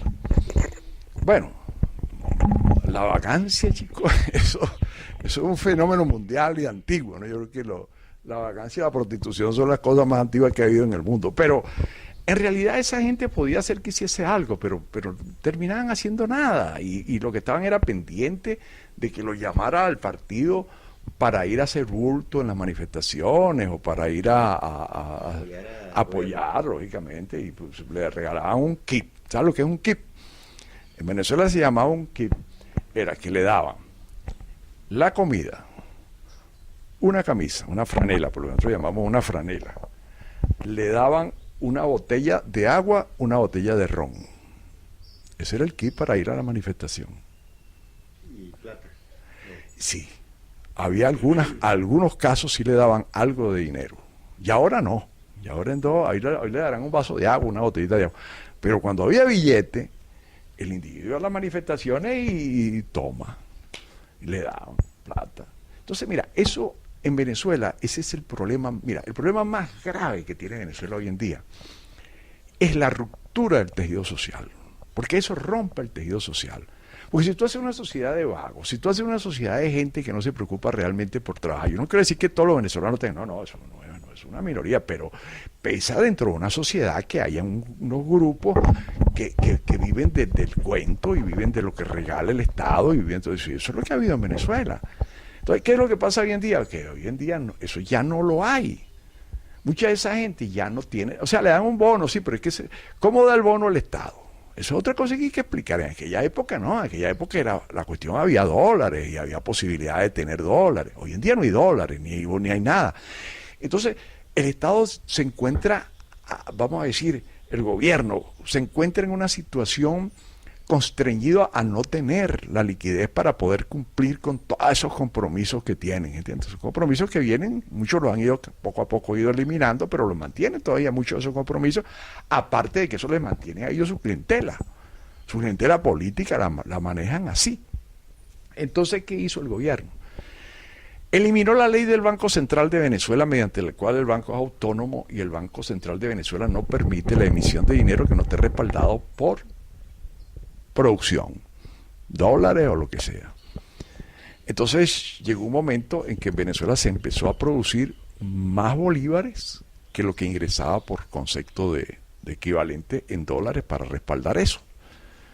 Entonces resulta que, por ejemplo, si hay $100, bueno, hubo un momento en que eran 4.30, después 80, después 90, después 100, así, o sea, iba el bolívar devaluándose en función de la fabricación de dinero inorgánico. Al comienzo mucho, pero hoy en día es una barbaridad. Hoy en día entra un dólar y un dólar se puede transformar más o menos en 1.000.000 de bolívares. Entonces, pero 1.000.000 de bolívares que nadie produce. Entonces ese millón no vale nada porque no vale ni $1. O sea, ese es el proceso del deterioro de la moneda. Y lo que no se dio cuenta la gente en Venezuela fue que el gobierno, de una forma muy habilidosa, se apropió. Se fue apropiando de muchas cosas, pero al final se apropió del poder adquisitivo de la moneda. Y expropió la moneda. Cuando a ti te expropian la moneda, tú pierdes todo. Porque si tú tienes una casa, la casa no vale nada. Si tú tienes un carro, el carro no vale nada. Porque ¿cómo lo vendes? ¿Cómo lo negocias? Si todo se tiene que hacer con moneda y la moneda no vale nada. Y entonces hubo prohibiciones muy claras de que no se podía manejar nada en dólares. Tú llegabas y decías la palabra dólar, preso por decir la palabra dólar. Imagínate, tú sabes, en Venezuela ocurrió eso. Ya hoy en día, esta semana acaban de sacar un decreto diciendo que se pueden pagar los salarios en dólares. Ahora sí se pueden pagar los salarios en dólares. ¿Pero dónde están los dólares? Eso es complicado, mano. La situación económica en Venezuela es un desastre que usted no tiene idea. Más chicos, eso es casi inauditable. Tomás, le voy a preguntar algo un poquito más privado suyo que me comentaba detrás de cámara. Le hacía la pregunta, ustedes dejaron su país, su gente, su familia y sus negocios. Le preguntaba, bueno, y ese local que ustedes dejaron, el negocio allá, lo saquean. Cuéntenos un poquito sobre eso, de lo que tuvieron ustedes como empresa y qué tuvieron que hacer. Fue muy doloroso, ¿cierto? No, claro, porque fíjate tú lo siguiente, ¿no? Yo por ejemplo he sido educador toda mi vida, pero también yo he dedicado parte de mi vida también a negocio, porque en definitiva el ser humano, pues si simplemente vive un salario está fregado. Aquí en la Conchinchina, es decir, tú tienes que buscar un ingreso siempre extra que te permita cubrir ciertas cosas, pues yo siempre lo he hecho. Entonces yo, independientemente de eso, yo tenía o sea, nosotros como familia pues teníamos otro tipo de negocios, teníamos otro tipo de cosas. Y realmente el problema se empieza a presentar ya más o menos por los años 2002, 2003, cuando hubo la primera escasez en Venezuela, pero eso se solventó y después, entonces empezó la materia prima a subir, empezó todo a subir, empezó la inflación, empezó todo ese proceso. Entonces hay personas que yo entiendo, jóvenes, que pueden aguantar una cosa de este tipo y puede perfectamente crear ajustes para adaptarse a la realidad, pero ya uno está a cierta edad pues dice, mira, yo no sigo en este plan. Entonces uno, ¿qué tuvo que hacer? Pues tuve que vender negocios, que yo tenía pizzerías, tuve que vender la pizzería, la otra tuve que salir de ella, pero cada una de esas pizzerías tenía su local comercial que funcionaba, pues que lo tenía con la finalidad también incluso de recibir algún ingreso, alguna cosa, pero no, hoy en día no se puede tener ni siquiera alquilado. Te dice, no, bueno, está bien, eliminate la pizzería, pero bueno, vas a recibir un alquiler por un negocio que te ponga allí mismo. Pero es que no es negocio, tú no puedes alquilar, ¿por qué? Porque el ingreso que te van a dar a ti en bolívares no te va a alcanzar simplemente para nada. Porque tú alquilas hoy y dentro de 6 meses lo que tú estás cobrando no vale para nada. Entonces es más práctico tenerlo desocupado. Dice, bueno, pero yo lo puedo vender. Sales a venderlo. En este momento una propiedad, por ponerte cualquier propiedad que pueda costar, ¿qué te digo yo? $100.000, hoy en día no vale $100.000, vale 40. Y no consigue quien te los dé. Entonces, gente que ha trabajado toda su vida para tener unos ingresos, por lo menos de clase media, unos ingresos que le permitan vivir con cierta holgura, con cierta capacidad, diríamos, para resolver sus problemas básicos de la vida, no tiene manera de hacerlo. ¿Por qué? Bueno, simplemente porque no las propiedades no valen, los negocios se fueron a menos, el cierre de negocios en Venezuela es una cosa increíble, o sea, hay empresas, industria, todo eso. Venezuela el que mantiene hoy en día un negocio, un comercio o una industria es simplemente una persona muy valiente, que sea una persona con una capacidad de sobrevivir en cualquier parte del mundo en la forma que sea. Con el apoyo del gobierno, supongo yo, ¿no? El apoyo del gobierno, en todo lo contrario. En Venezuela no hay apoyo del gobierno para la empresa privada. Yo le digo entre comillas porque la gente dice, bueno, esa gente que se ha sostenido allá en sus industrias, en sus negocios, es porque está apoyándolo políticamente al actual gobierno. No, ¿No es así? no, bueno, pueden haber, yo no digo que no, pues como todo en la vida hay de todo, ¿verdad? Pero, mira, un comerciante es una persona de iniciativa, un empresario es una persona de iniciativa, un hacendado es una persona de iniciativa, un individuo que cree en la propiedad privada y que busca a través de la propiedad privada, bueno, desarrollarse y hacer, pues.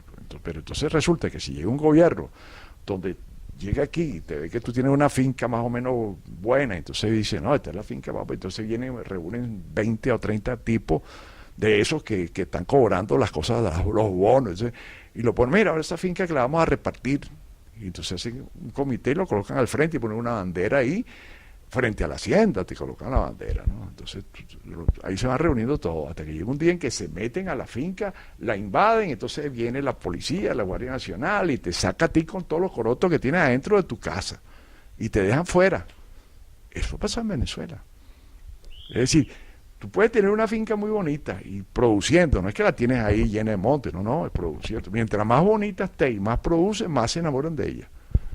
¿Ah?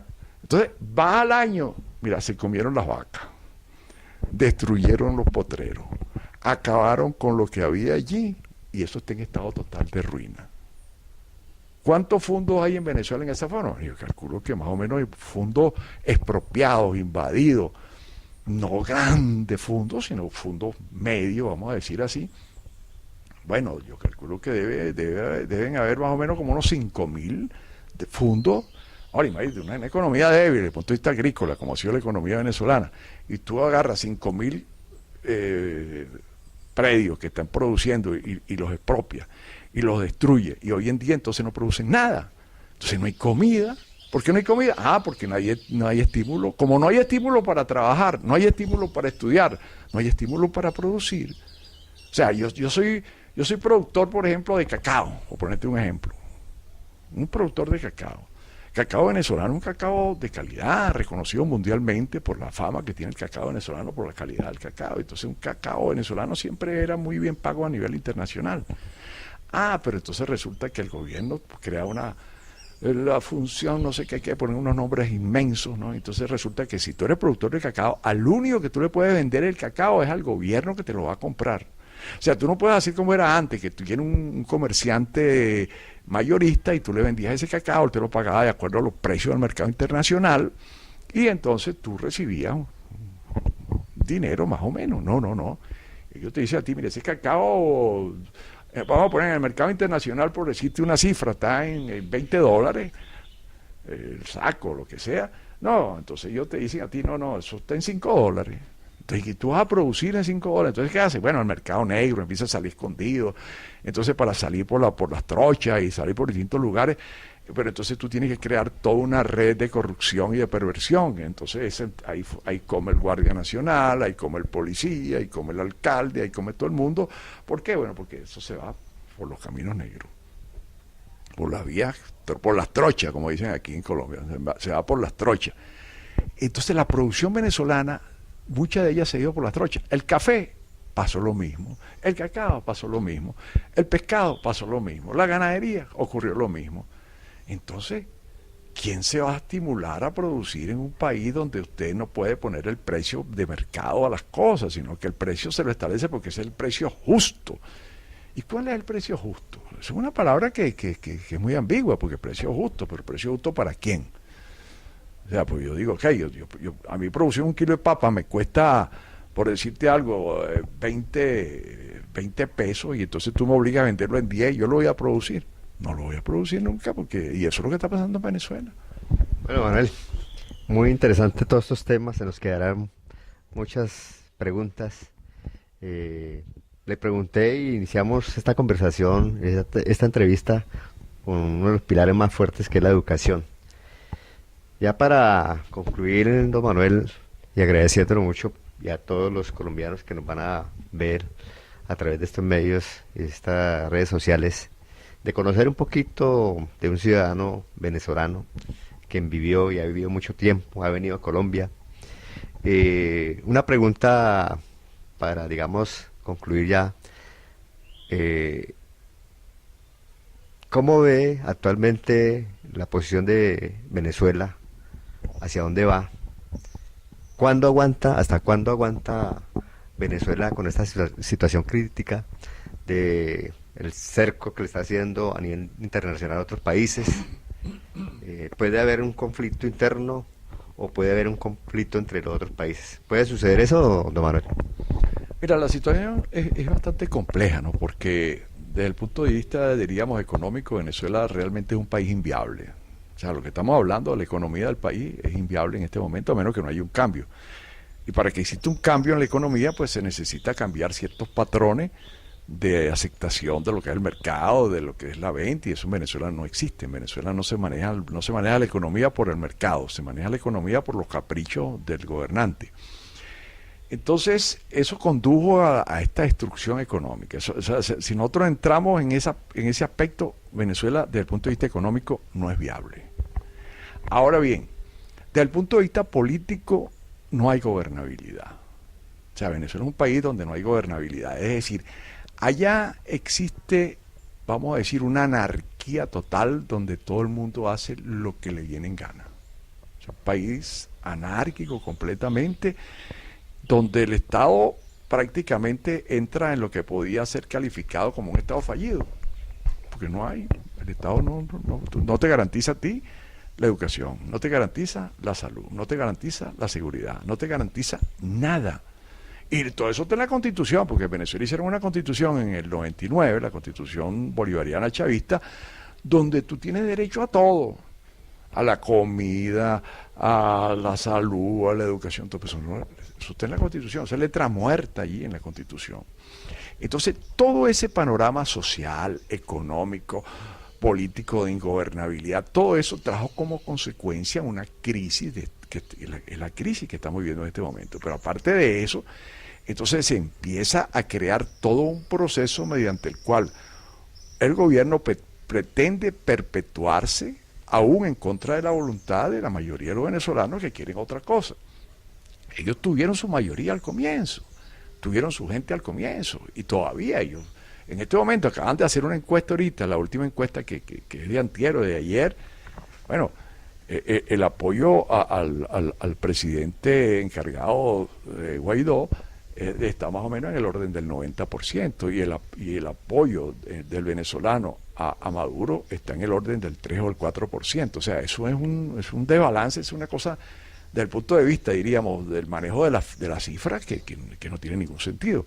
Pero la realidad es que el país vamos a decir, bajo esta administración actual no es viable en ninguno de los renglones que está. Entonces, esto crea ya un problema que no es solamente interno para Venezuela, es un problema que ya abarca la región.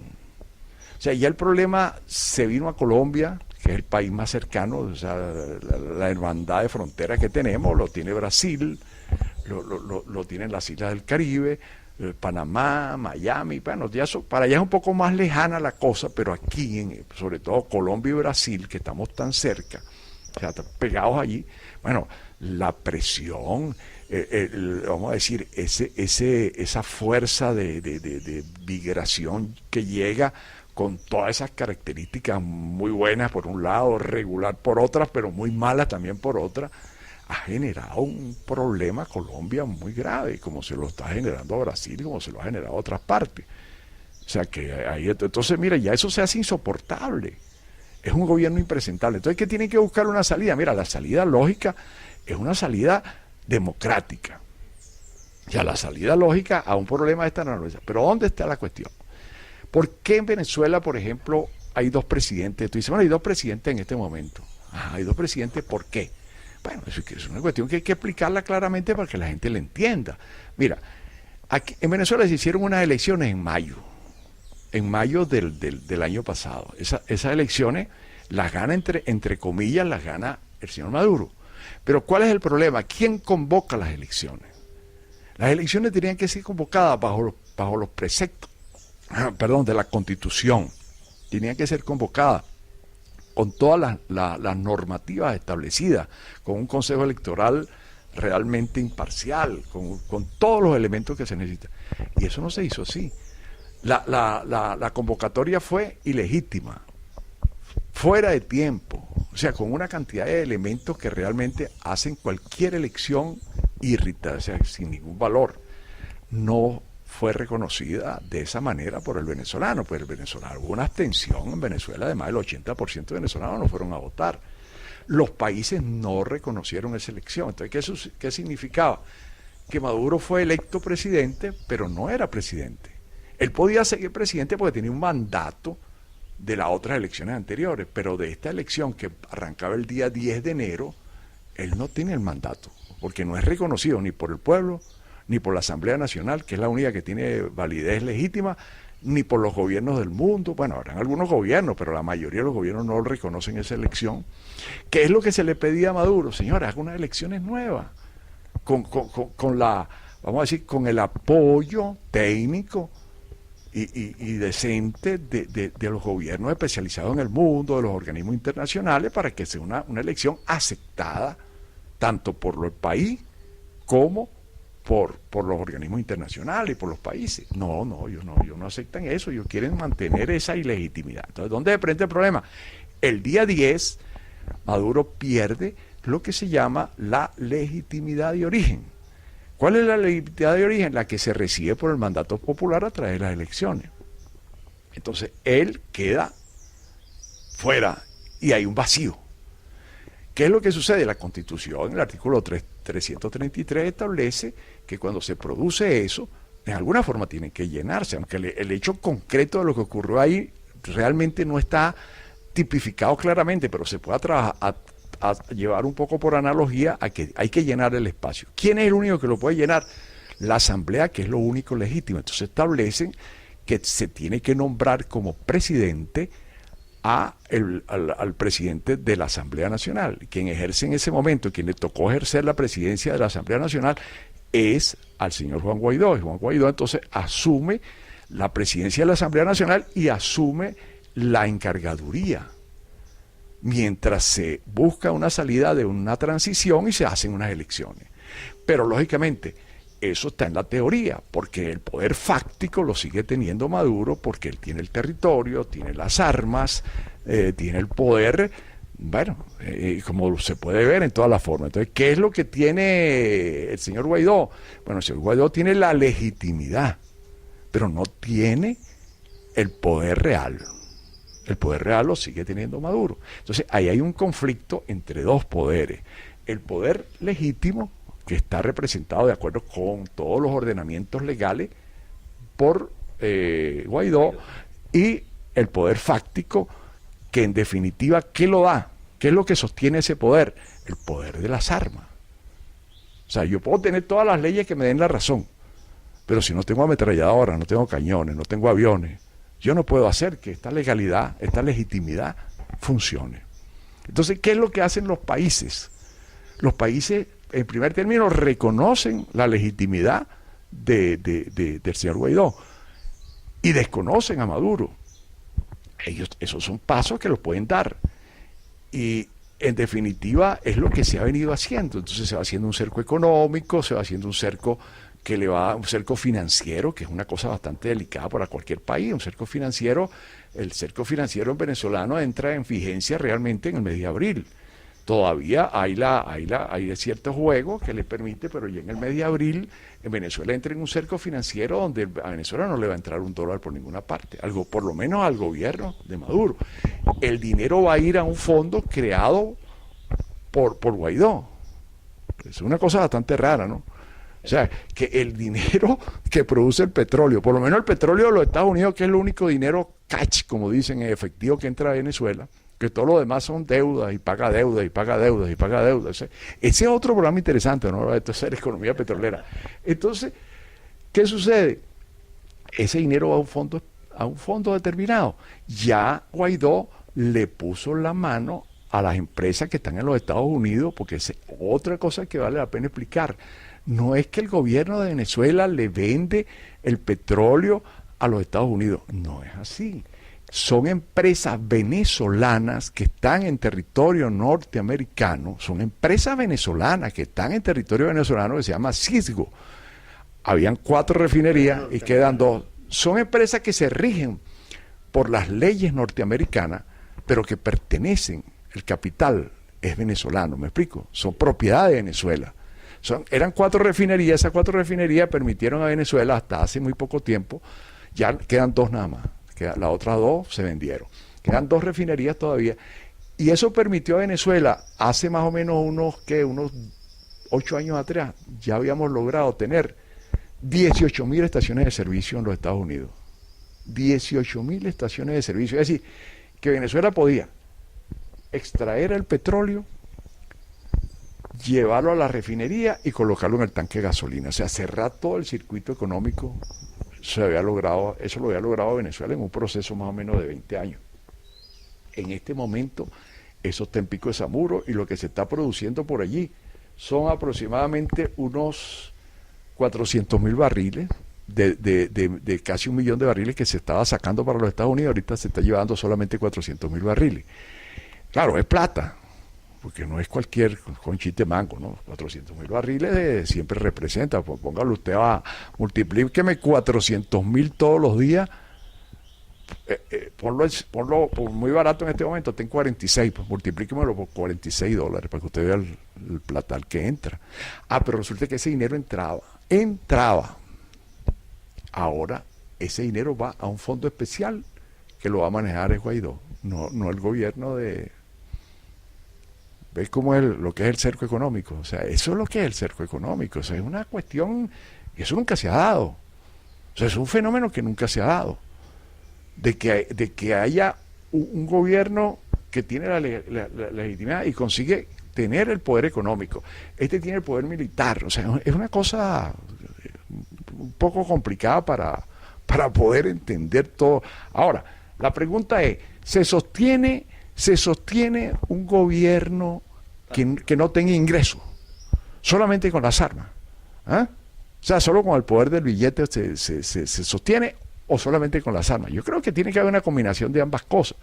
Lo racional dice, mira, hay que buscar un acuerdo, pero no hay forma de llegar a acuerdo, porque es que ya eso llegó al llegadero. Es decir, mira, el cerco económico, sí, inevitablemente puede producir un fenómeno de guerra, pero es que el fenómeno de guerra ya se está dando, es decir, ya hay una guerra soterrada, ya hay una guerra que está, y ya interna, y aparte de eso,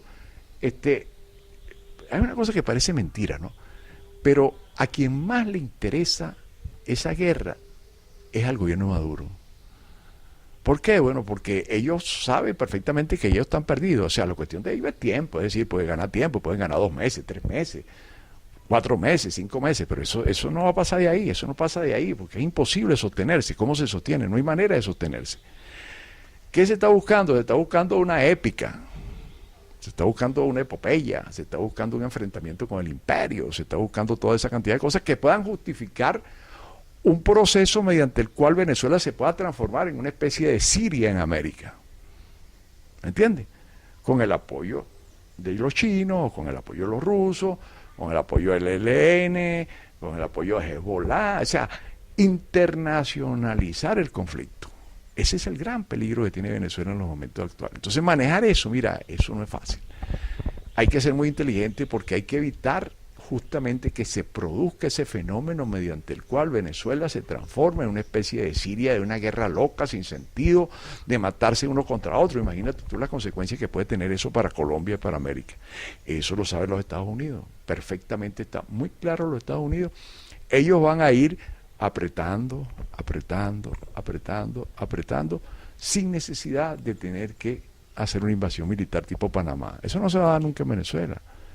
A menos que ese señor se vuelva loco y empiece no sé, le digo, así como ayer agarró unos periodistas y le hicieron una pregunta que no le gustó, los metió presos allí mismo en el Palacio Miraflores, y bueno, ese tipo de locura, ¿no? Son cosas que son está mal de la cabeza hacer eso, pero bueno, eso significa simplemente que ya no se cuida ni la forma, pues. O sea, ya no le importa que le digan dictador, que le digan lo que sea, pues, porque ya sé, como dice, bueno, cuando un individuo se salió del closet y se va por la calle en medio, pues, o sea, haciendo cualquier barbaridad.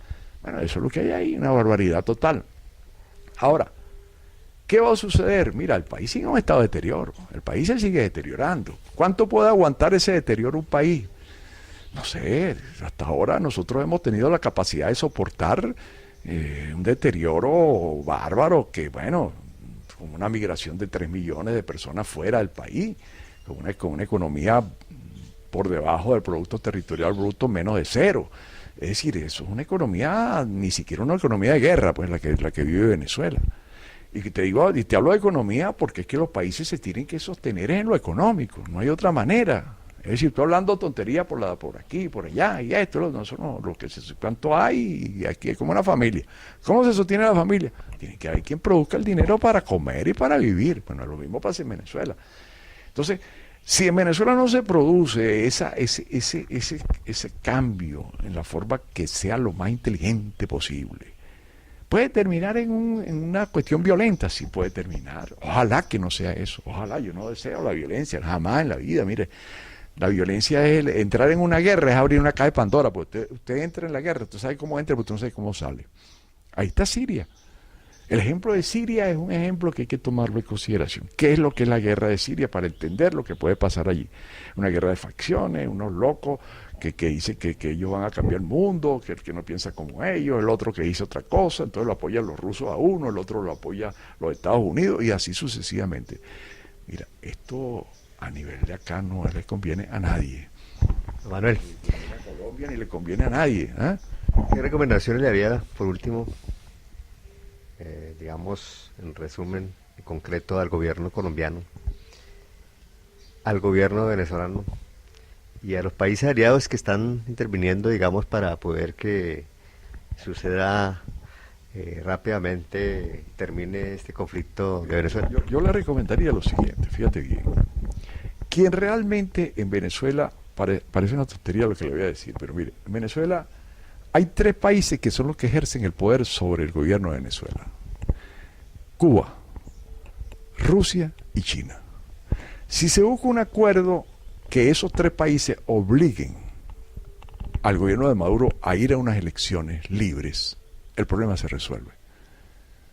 El problema se resuelve, porque con unas elecciones el problema se resuelve en Venezuela. Sin necesidad de llegar a guerra, sin necesidad de, o sea, una forma civilizada de resolver el problema. Pero tiene que haber un acuerdo de cualquiera de esos países para que diga, mire señora, ahí tiene, pero a Cuba no le conviene, porque Cuba pierde la posibilidad de seguir chupando, como decimos allá en Venezuela, seguir chupando dinero del petróleo, ¿no? Más de 350.000 millones de dólares que ha recibido Cuba a lo largo de todos estos años, a cambio de los servicios prestados. Rusia tiene los intereses lógicos de un país que ha prestado dinero y que ha financiado muchas armas para el gobierno de Venezuela. Ellos tienen que buscar la manera de que se le pague y ya Venezuela está en mora con los rusos. O sea, ya hay un default ahí de falta de pago de parte de Rusia, de parte de Venezuela con Rusia. Ellos lo que quieren es que le preserve, claro, y hace su presión porque hay un juego geopolítico de los intereses que tienen los rusos fuera, y entonces aprovechan esta coyuntura también para su juego político. Los chinos lo único que les interesa es hacer negocio. Lo de ellos es hacer negocio. Ellos no tienen interés a la política. Eso era antes, cuando estaba Mao. Ahora lo que les interesa es negocio. Los chinos, si se conversa con ellos y hay una garantía de que ellos sus inversiones que tienen en Venezuela se les respetarán, de que van a poder seguir haciendo negocios en mejores condiciones, yo estoy seguro que los chinos le pueden decir y lo único que le pueden prestar algo, le pueden dar algo al gobierno de Venezuela, son los chinos. Y dicen, mire, señor, no es que vas a entregar el poder, vamos a hacer una cosa, vamos a ir a unas elecciones que sean supervisadas por organismos internacionales, que se hagan bajo el patrón de una, y vamos a esas elecciones, y vamos a nombrar un gobierno provisorio mientras se hacen elecciones. Si ganaste las elecciones, vuelves a tu cuestión otra vez. Pero eso no lo va a aceptar el gobierno, pues ellos saben que ellos no van a ganar elecciones más nunca en Venezuela, no ganan, es decir, eso de 81 es imposible, es decir, ya ellos perdieron el favor del pueblo, ellos tuvieron el favor del pueblo en una época, ¿cómo no? Si tuvieron el favor del pueblo, es que ya lo perdieron, porque es que son demasiados errores acumulados. Entonces, lo sensato, lo que verdaderamente se debería hacer es buscar acuerdos. O sea, acuerdos que permitan la salida electoral, no bajo las condiciones ahorita, porque bajo las condiciones ahorita no hay ninguna razón para hacer elecciones, porque eso sigue el mismo. Ayer hicieron unas elecciones en Cuba y el 80% lo sacó, pero bueno, pero ¿quién dice que eso es verdad? ¿Quién dice eso? Son las elecciones hechas en los países comunistas, siempre es la misma historia. Ellos le ponen la cifra que les da la gana, pero ya Venezuela llegó a ese punto donde lo mismo de cualquier país de eso, las elecciones se ganan en función no democráticamente. Colombia puede tener 50.000 defectos en cuanto al manejo de muchas cosas y que tiene que ser mejorada, pero en el fondo aquí hay un sistema democrático donde se puede ganar o se puede perder, hay alternabilidad. La gente puede opinar, la gente, bueno, pero es que en Venezuela no, en Venezuela tú opinas y tú no estás de acuerdo con algo, o simplemente porque escribiste un Twitter, bueno, te llevan preso o te desaparecen. Entonces, imagínate, ya eso es complicado. Entonces, es complicada la vida. Entonces, mira, ojalá que esto se pudiera resolver. Lo lastimoso es que mientras existe ese deterioro, cada día mayor, la migración seguirá aumentando. Y no sé dónde va a caber tanta gente aquí. Aquí va a llegar un momento que van a tener más venezolanos que colombianos. Bueno, Manuel, ¿por dónde lo pueden seguir? Y cuéntenos cuál es el libro que está escribiendo y saludar a sus amigos allá venezolanos que ha dado la familia. Mira, yo tengo allí varios libros en función, diríamos, de lo que yo siempre estoy escribiendo, ¿no? Que es la crónica histórica con relación, por ejemplo, al origen de los pueblos, anécdotas, historias de ese tipo, que es la que a mí siempre me ha apasionado. O sea, yo no soy un escritor ni ensayista ni nada de esa cuestión desde el punto de vista político, porque yo no sé, no es mi área, pues yo simplemente lo hago como una persona que se preocupa por estos problemas. Pero realmente mi trabajo es la cuestión de carácter histórico y en función de eso, pues ya yo tengo 2 tomos que ya salieron, que han sido editados y han sido publicados, y tengo 2 tomos más ya complementarios a aquellos que, bueno, están dentro de lo que podíamos nosotros llamar la memoria histórica de toda la región ahí de los Valles del Tuy, que es la zona donde nosotros estamos ubicados. Entonces, eso es necesario, ¿por qué? Bueno, porque los pueblos pierden su identidad y pierden todo. El pueblo que pierde su identidad pierde todo. Entonces, la memoria histórica permite esa combinación entre lo que es el pasado, lo que ocurrió en un momento determinado, lo que puede estar pasando y lo que debería pasar. Entonces, el desarraigo, que es lo que es el fenómeno, por ejemplo, que se está dando en esa zona específicamente, porque hay un impacto muy grande de población, como diríamos que llegó ahí, arribó, pero no saben ni dónde están parados, ni cómo es, ni si eso tiene historia, o si no tiene historia, ni le importa lo que está pasando allí. Es un vividero, lo que llaman en Venezuela un vividero. Entonces, para lograr superar eso, hay que crear una cultura de arraigo, y esa cultura de arraigo pasa necesariamente por conocer los acontecimientos, los hechos, los personajes, quienes han aportado, lo que se ha dado, lo que ha sido, pues vamos a decir, la parte positiva de todo lo que puede una zona haber aportado al país, y lo que ciudadanos de esa zona han aportado al país, y los valores que se tienen, y el cariño que se le debe tener a lo suyo, querer lo suyo. Mi trabajo siempre ha estado dentro de ese esquema, pues, de desarrollar esos valores fundamentales de pertenencia.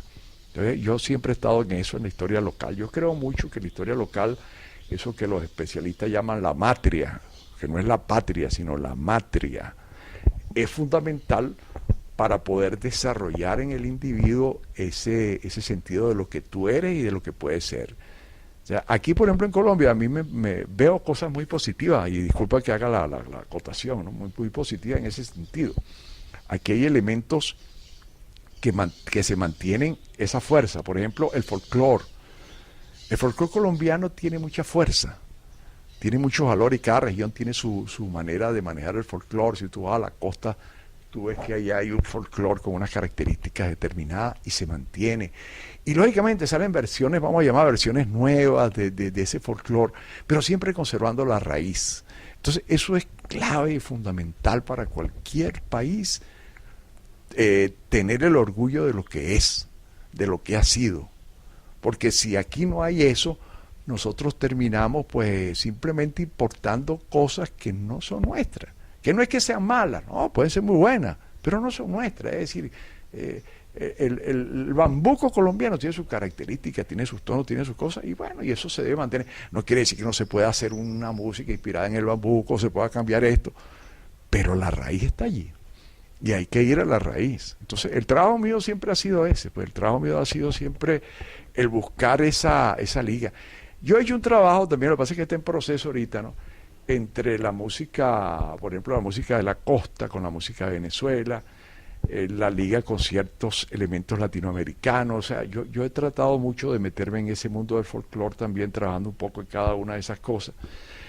Pero el problema hoy en día es editar, sacar, publicar, y bueno, entonces para uno le sirve esos blogs y esas cosas sirven para eso, y uno está siempre trabajando en eso. ¿Cómo se llama el blog, don Manuel? ¿El blog suyo? El blog mío se llama Manuel Monasterio Crónicas Tulleras. Tulleras es una región como decir Tolima. Crónicas Tulleras, blog. Manuel Monasterio es el nombre mío, y entonces yo trabajo con ese blog de conocimiento. Aparte de eso, tengo una paginita por ahí, unas publicaciones en Facebook también con el mismo nombre mío, Manuel Monasterio, y tengo otra paginita también en Facebook que se llama Tú y mi ciudad. O sea, porque siempre, eso es otra parte que había que desarrollar, ¿no? Porque aquella es una zona que terminó muy cercana, es muy cercana a la capital, muy cercana a la capital. O sea, 50 kilómetros allí, con autopista, ahora con ferrocarril, toda una cantidad de cosas. Pero ella tiene que conservar su perfil y tiene que transformarse en una ciudad alterna a Caracas. Caracas ya se saturó, Caracas no da más, entonces ¿qué es lo que sucede? Hay que crear una ciudad que sea alterna a la capital. Y entonces la única zona donde se puede desarrollar esa ciudad es ahí. Pero no hay la visión todavía, no hay la conciencia de que eso hay que hacerlo. Entonces ese es otro trabajo que está por hacerse.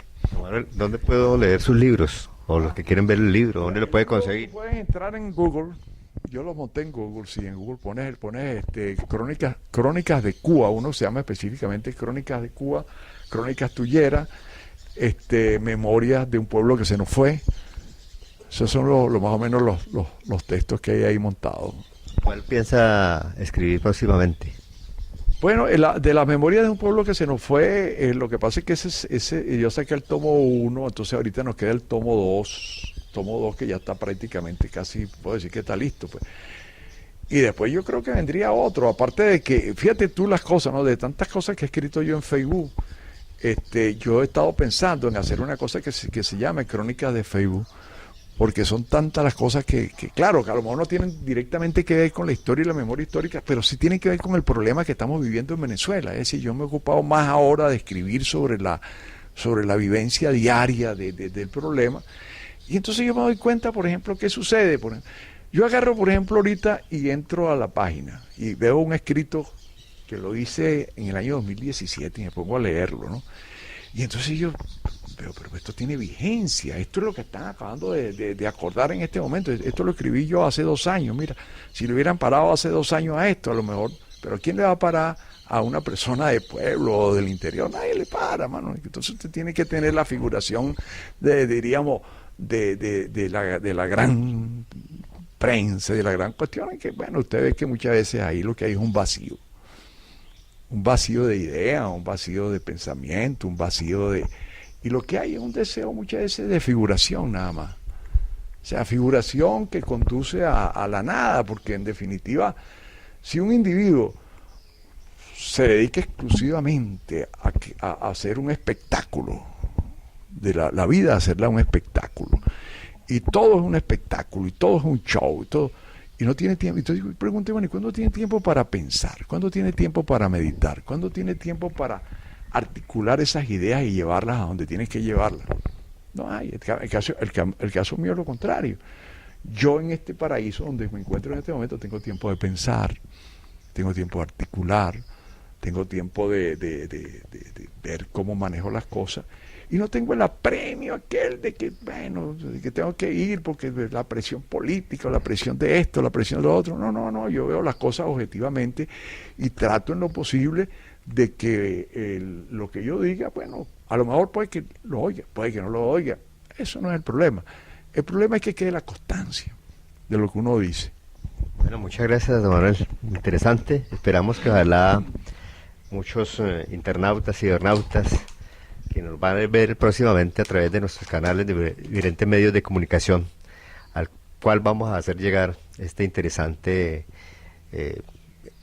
tema, este interés, esta entrevista que nos ha dado Manuel Monasterios, y agradecerle mucho por haberme permitido estas expresiones tan importantes, estas inquietudes que teníamos nosotros.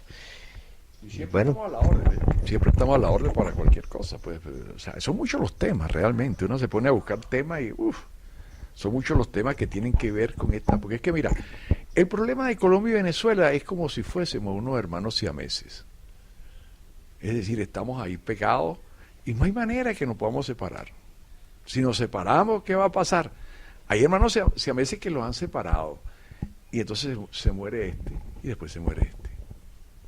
Desde hace 200 años, fíjate, otro tema histórico muy interesante, ¿no? Porque entramos en el tema histórico un poquito. Mira, hace 200 años, Simón Bolívar se le ocurrió una idea loca, me disculpan el término, o sea, una idea loca, que fue hacer vamos a decir, una campaña militar atravesando el páramo de Pisba y llegar a Boyacá. Es una cosa que a nadie se le podía ocurrir en la mente, venir con unos llaneros semidesnudos, subir encontrarse con unos españoles que los agarró de sorpresa allí y se produce la batalla de Pantano de Vargas y después la batalla de Boyacá. Y ahí está, fíjate tú, en ese hecho, la independencia de Colombia, asumida por un venezolano que se le metió una idea loca de decir, yo puedo hacer eso. Es una idea fuera de todo, racionalmente aquello era imposible. Entonces, hoy día, por circunstancias de la vida, cuando se va a conmemorar los 200 años vamos a decir, de la independencia de Colombia y de la batalla de Boyacá y todo esto, Colombia está aportándole algo a Venezuela. O sea, en la historia le está aportando algo. Que los intereses de uno o del otro, cada país tiene su propio interés y cada país, pero en definitiva, mira, esto será un gran país el día que trabajemos juntos. De verdad, como lo soñó Bolívar. ¿Ah? Muchas gracias, Manuel.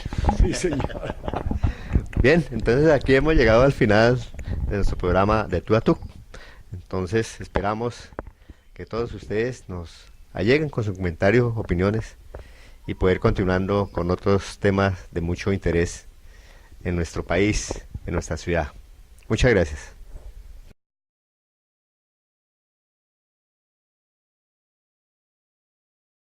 Problemas en el agua que bebemos, en los alimentos que preparamos, Agua Viva O3 tiene la solución.